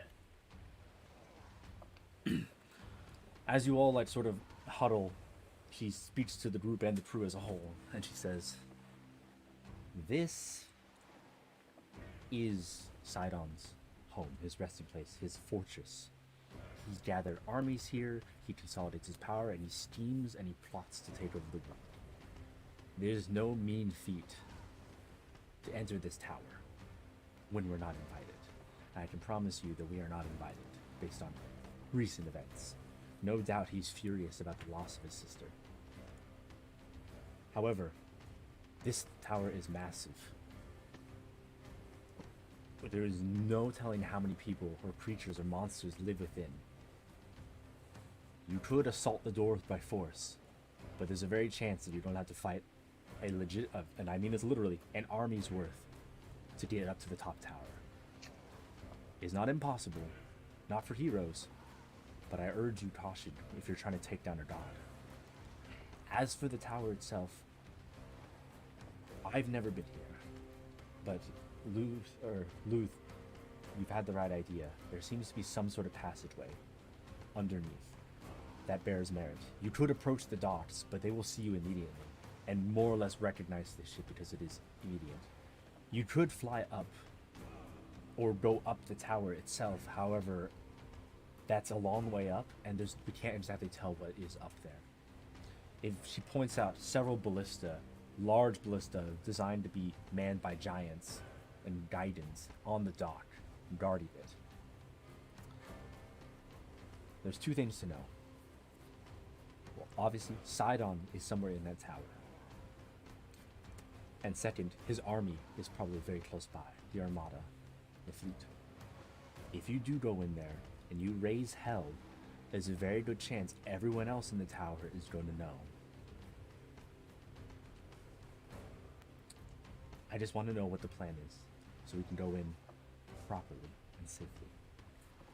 I mean, Also, you need to be very deliberate about who we're taking in. Because once we enter, we're going to basically lose contact with the outside, and there's no turning back. Yes. I have 2 thoughts. Yes. 1, we can try to be sneaky and make our way to Sidon without alerting everyone else, and then also possibly blockade wherever we are with Sidon so that we don't also have to face everyone else in the building. Which sounds hard because we don't know anything about the tower. My other thought is we could somehow lure Sidon out, but that also feels really improbable because I don't think he would want to leave the place where he's safest and has the most defenses. I also think that fighting Sidon on the open sea is not the advantage we're going to be hopeful that it will be. And I think wherever he is, he'll be able to bring backup or summon it. I think going up to him is the best idea. I think that the open sea means that he can, if with all of this space, he can fill it with his armies. I think if we catch him in his throne room, which I'm assuming is a finite space, even if he fills it with his armies, it's less people who can attack. I'm also, I think, not going in through the front door. I think that we're not here for his armies, we're here for him. Go ahead. Oh, I was just gonna say, I also think that we should think about where we're leaving our ship. That would really suck if we got out and didn't have a ship anymore. This is true. To the stealth point, I have the water breathing spell that lasts for 24. Not You're cutting in and out. Oh, hello. Can you hear me now? Hi, Okay. we heard you have the water breathing spell. It's not concentration. It lasts 24 hours.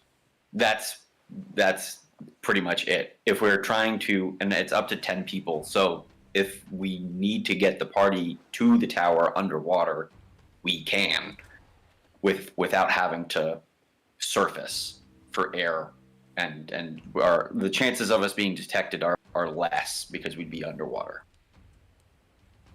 I don't think we all go at once. I think it's still worth sending someone to investigate/scout.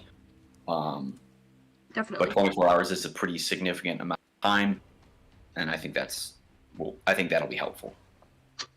Yeah, I mean, and I'm volunteering myself first. I have the mariner's armor, so my swimming speed is equal to my walking speed. I can get there, I think, without really spending a lot of resources to get there. And my speed is 50, so we can save Celine's wild shapes, and all that stuff. I'd say let me go in and then come back, and then maybe send Marcos after me. Would we like to park the ship quite a ways away, dinghy it a little closer, and then with the group that we want to bring, and then from there, Flexi, you can swim? because I don't want to bring the ship too close. Yeah. Yeah, no, that makes sense to me. How many can fit on a dinghy? 10, and then it gets crowded. Any more than that, I feel like that especially- number's changed. It probably has. I'm gonna look at the thing. It also is a matter of weight, because these things We used to are have not- 2 at one point. 1, 2, Do we 3, still 4, have 2? 5, 6, 7, 8. No, we used to have 2. I think 1 got destroyed. Lost. You can fit 10 uncomfortably. So our core group is the 5 of us plus Kyra and Nora. So we can add 3. I would drag whoever you want to start taking onto the map, because that way I can prep their tokens. It'll be for next time, but that'll give us a visual who's going. I'ma keep it a bean. The fact of the matter is that like Honora and Kyra are the only people who I'm confident could survive a Mhm. fight. Bulbug and Iola haven't continued to level up with us. Like I would say that those are the only 2 we should really like. Bulbug's cool, but he's got 60 health points, and the way he fights, he should have rage, and he doesn't. I would Yeah. vouch for Sierra. I think she's level 11. She's If- beefy and has some powerful Yeah. spells. To level it a little bit, if there's people you're interested in taking, we can talk offline about bringing them up to par, because we've sort of established in the canon that there have been side adventures that have been going on with these parties. It's not just been you guys saving the world. It is Mhm. very possible that they're not up to par with you, but they've definitely not slacked off. So Yeah. maybe Iola At like a is Nora more- level or something. Yeah, that's something we could That would look be into cool. on our side. If you want to if you're interested in a character or a story, that's an option. Yes, don't be dissuaded by their current physical state. We'll decide what they've done in between then and now, because it's been Okay. flawed for everybody. Not so that way we're not leaving everyone behind. So that changes it. So then I'm gonna flip the suggestion in another way. Bring someone who you think you'd have fun with. Like if Mhm. if you're having fun playing Bulbug as well as your main character, bring Bulbug. Cool, no problem. Just like if you've got a familiar and you're a spellcaster and you'd be playing Bulbug, that might be a lot. But I mean, do whatever you want. I'm gonna take control of Honora. I'm bringing Honora. I think she can, unless someone disagrees, I think she can handle herself just fine with us. Her AC's high, and I gave her Titan's Bane, so she's able to whack pretty well. Mhm. Yeah, I would equip your followers as best you want. Kieran, do you want to swap? Do you want to take Iola because she's also a druid? And I could take Sierra. Here's also Sierra a is druid. also a druid.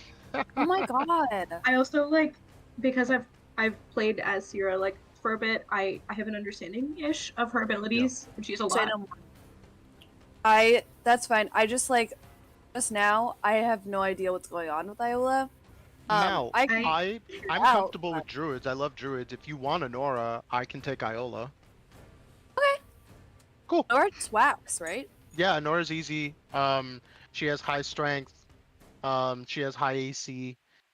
Her AC is higher than mine, and her strength equals mine.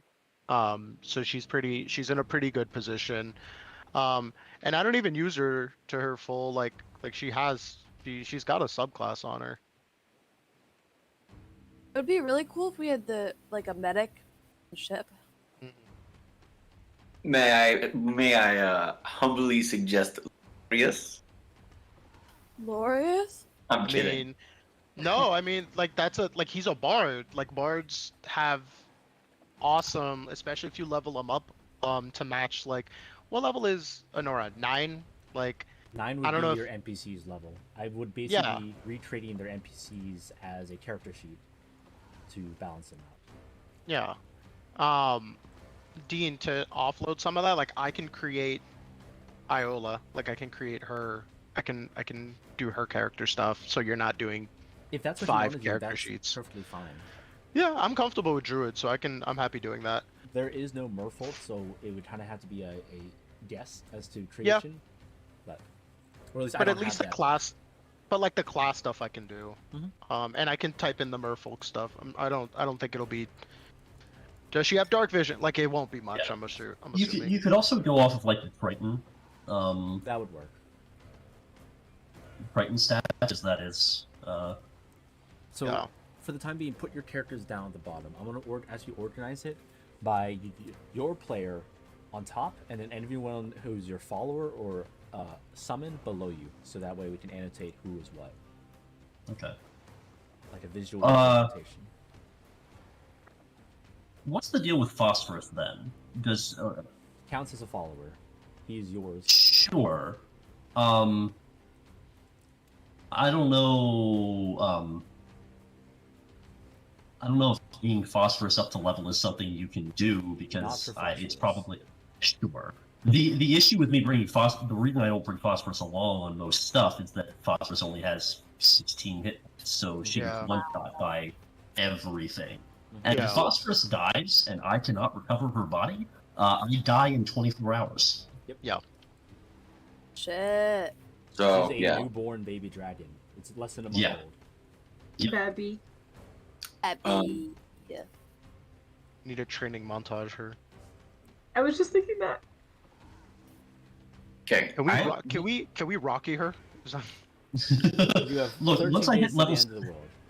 once I No, hit level fly 17, now! I've got options, but we're a little ways away from that yet. Yeah, I got you. I think Lorius of the people that that I can remember that we have that are unique. I would pick Lorius over Darian from just from being a spellcaster period. I think him more useful, and being a bard would probably be nice to have some buff stuff and debuff whatever. They also have healing, right? They can heal. They can. Yeah. Also, this is a proper dungeon. This is long. This might take more than one session, so I would be Nice. prepared. And you are in the middle of enemy territory, so I do not believe, unless you're very creative, there's not going to be a lot of time to rest. In the middle of the dungeon. We can rest now, right? You could, but you're still within visible sight. If you linger for too long out of the fog, there's a good chance you're going to be spotted. Can we Tyler- return to the Sorry, what? and take a long rest? You can return to the ship, but that's going to burn a whole day.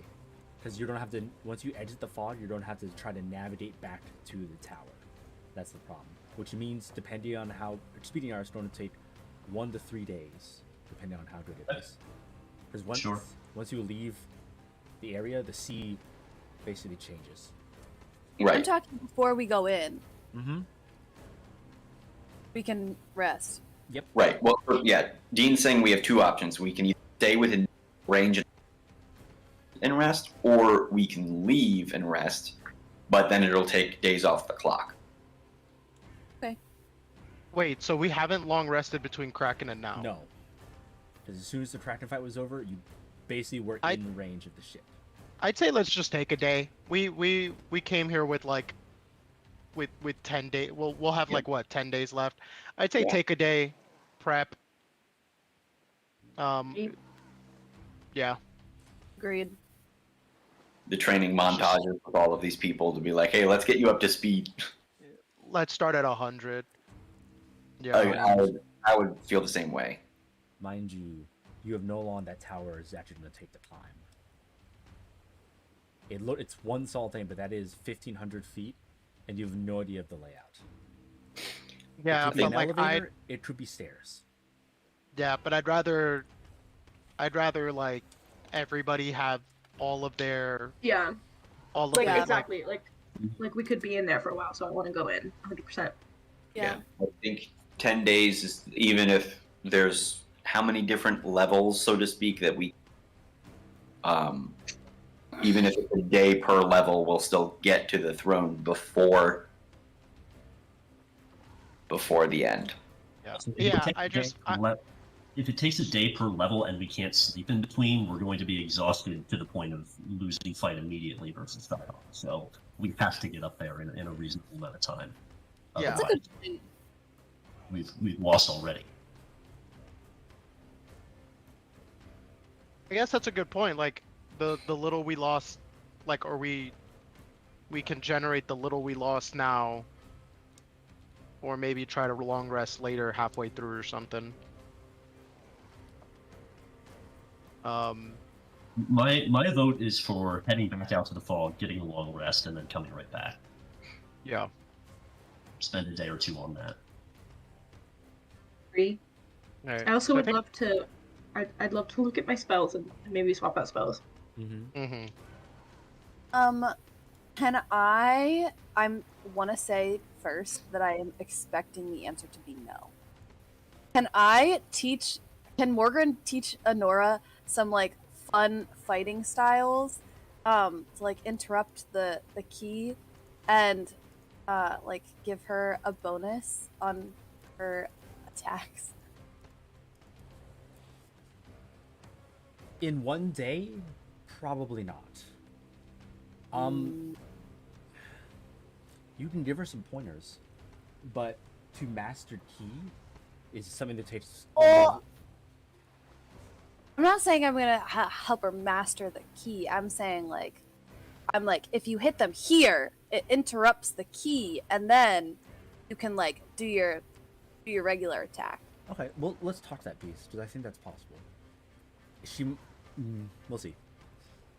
Let's establish what everyone's doing. So, I need you guys to put your characters on the map with whoever you're taking. I need you to determine what you're going to be doing over the next 1 to 3 days, which that might be it. Basically, you know, in like Mass Effect, when you're like, oh, the big battle's coming up, and you get to talk to all your crewmates. Think of that like this. Question. Yes.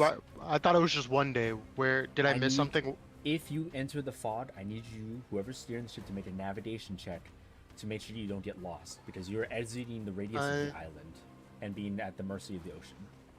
Oh.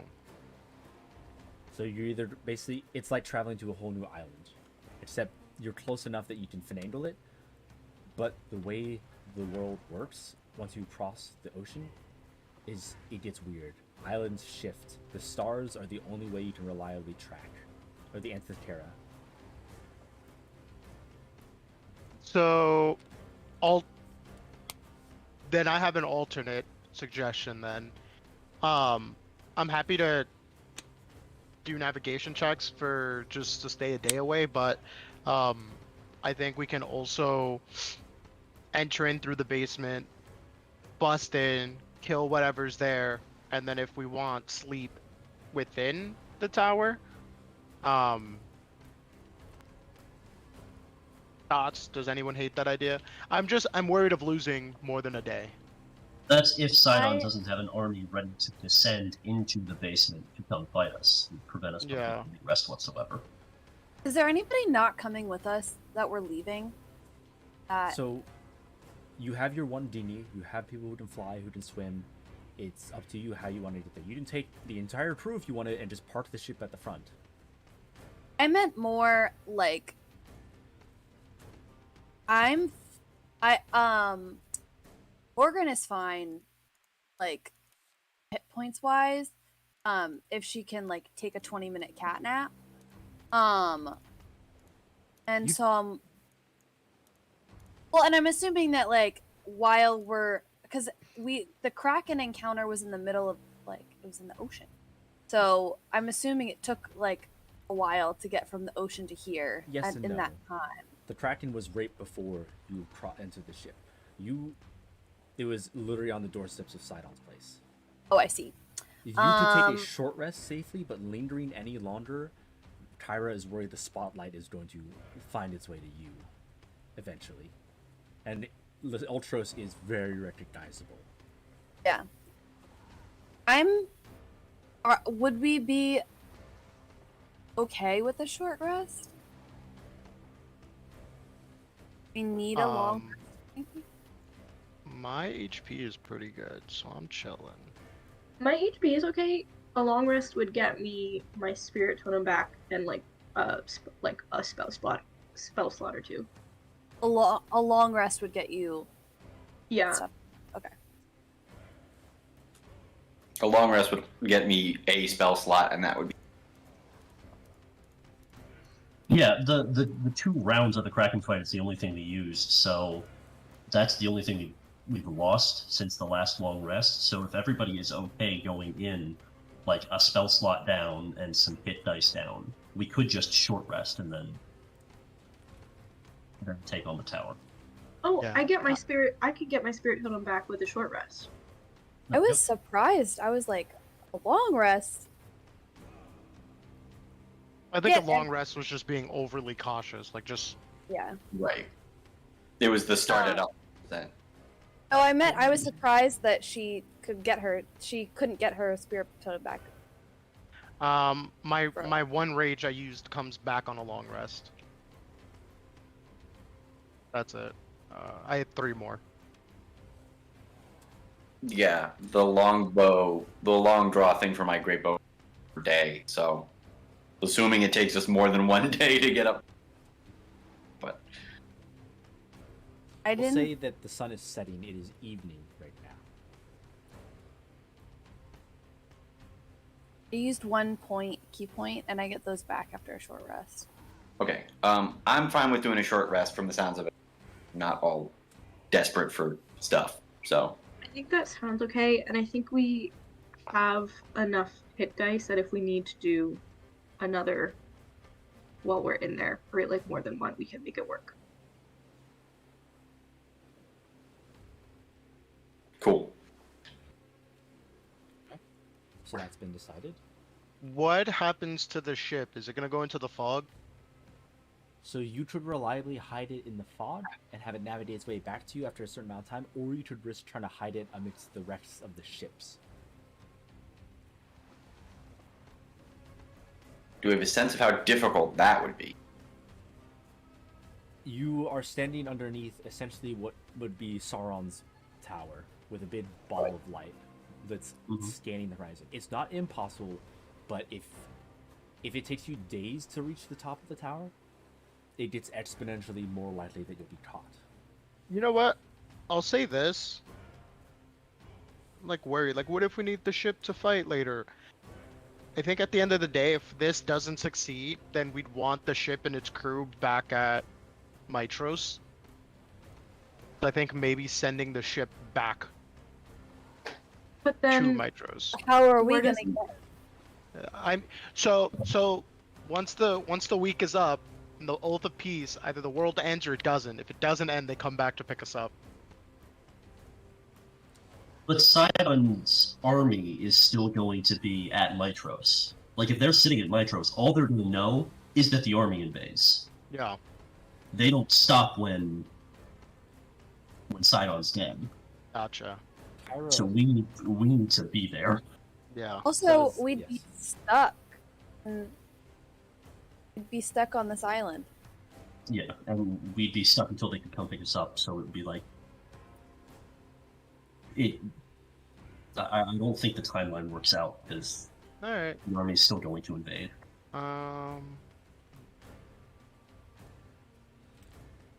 Kyra does also basically urge you that you need to be in Mitros at the end of the Oath of Peace. Whatever happens, Gotcha. you need to be there, or else the city will be doomed to fall. Dill already told me I was wrong, so I don't need you to tell me too. Okay, Too Dean? bad. So is that the consensus? Wait it out for a day, or wait it out for a short rest and then enter the tower? How long is Yeah. a short? 1 hour. So you could feasibly hide for 1 hour and recover, rearm, re-equip. I think that's the vibe. I think that's the move. yeah. Yeah. Just a reminder: druids can change their spells during long rests. Mm-hmm. Okay. Should be able to. I have to double check, but yeah. If that's the I got what I consensus, got. We have the only thing left to finalize is who's going and who's getting their training montage. Per se. Like I said, you have 10 slots on the DnD. However, there are people who can swim and people who can fly. So, and people who can walk on water. So do with that what you will. That's the only thing I would ask of you before we go, so I can prep those characters appropriately. because we are near the end of our timeline. So upsetting. I re-roll that. You can roll more than one hit die. You used your inspiration. I haven't. Perfect. Yeah, you can do that. Or you Nice. can just roll several hit dice. I'm using my inspiration. And you're trying to save them. I'm gonna say I would like to take Laureus. Okay. Over Darien or Bullbug. Okay. I would like to take Sierra. I can also wild shape. If we'd like to put another person on the boat. I We can should walk probably this way. bring as many people as we can, just because it's gonna help. We're gonna be against long odds. Does anyone have a magical melee weapon we could give Bullbug? Yeah. That being said, if this party does become too big, we might have to split it off into a vanguard and the main group. Because otherwise it's going to be chaotic trying to manage about 20 characters. Yeah, if each of us have 2. I'm not saying you can't, it's just when combat happens, not everyone's going to be able to fight. And some people don't have to sit it out. And then you can swap people as needed. Or, Like a hockey.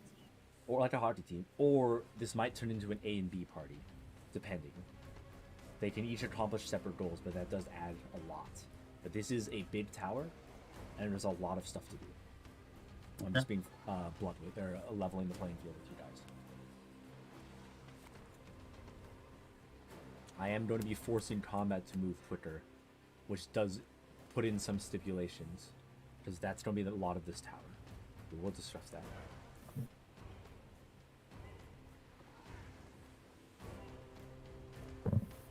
So how many boat seats do we have then? Oh, 10. thankfully. Tentacles. Yeah, can we move everybody to the bottom?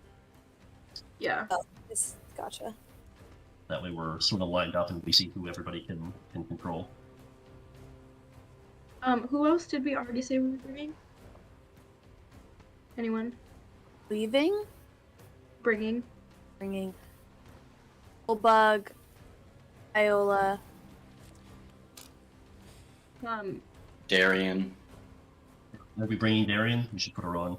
Oh, well, no. Who's left, I thought was the question. No, bringing with us. We have one more spot in the dinghy unless we want to bring more people because Celine and Sierra could wild shape and swim. And I can walk. So we have 3 extra seats. And Luth can also swim.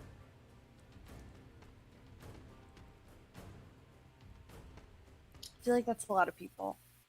Can we put... Okay, let's put all of, like, the swimmers on the far, like, the right-hand side of the map. And then we can see how many spaces we have left on the dinghy. Right and my left. That's... Okay, that's the left. That's good. Iola can Wait, probably where- actually swim. She can, yes.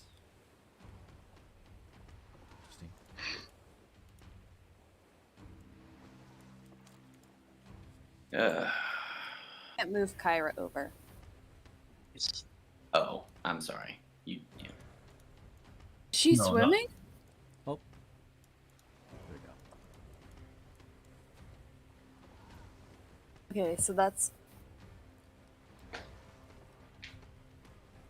We have 4 seats left.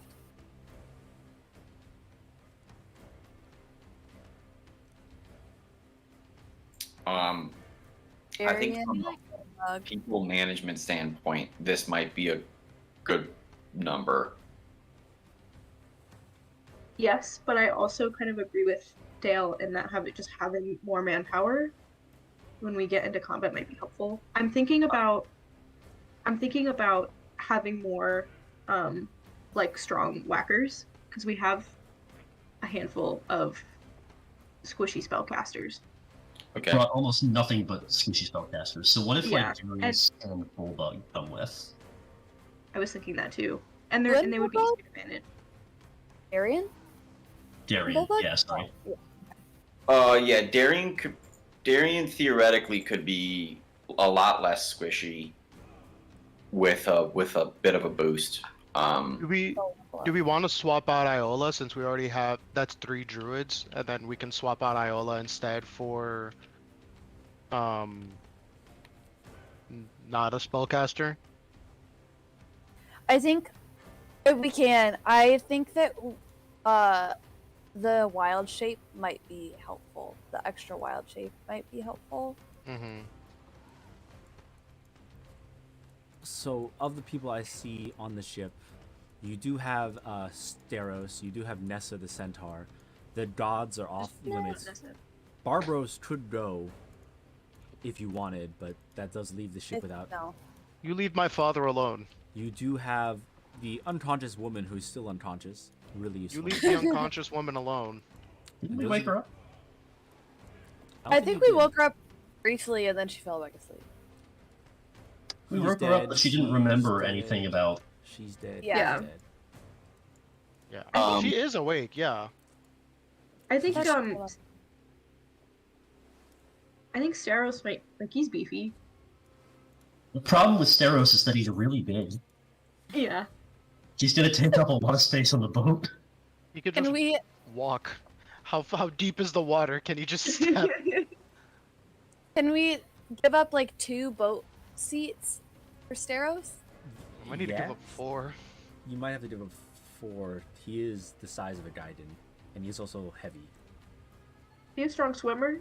Can you just swim the whole way? He's not a good swimmer. He's a very poor swimmer. Oh. That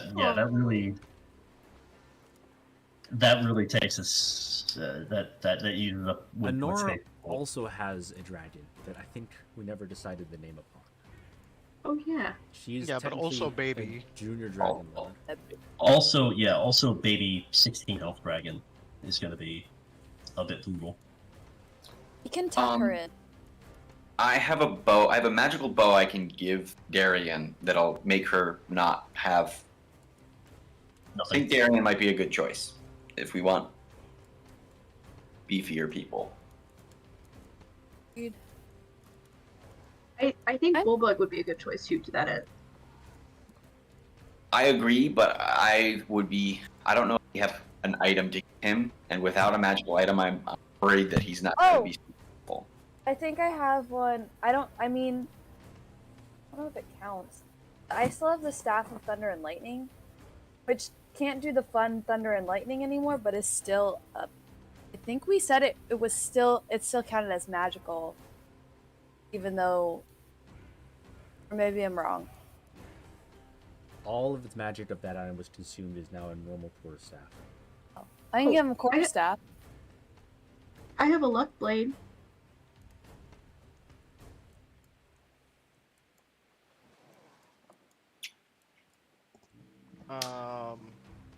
That sounds cool. Yeah. Also, I don't know if we want to hand Bulldog the power to cast Wisp. That seems a little dangerous. Yeah. Don't give it to Alan. Well, I can't trust Alan. yeah.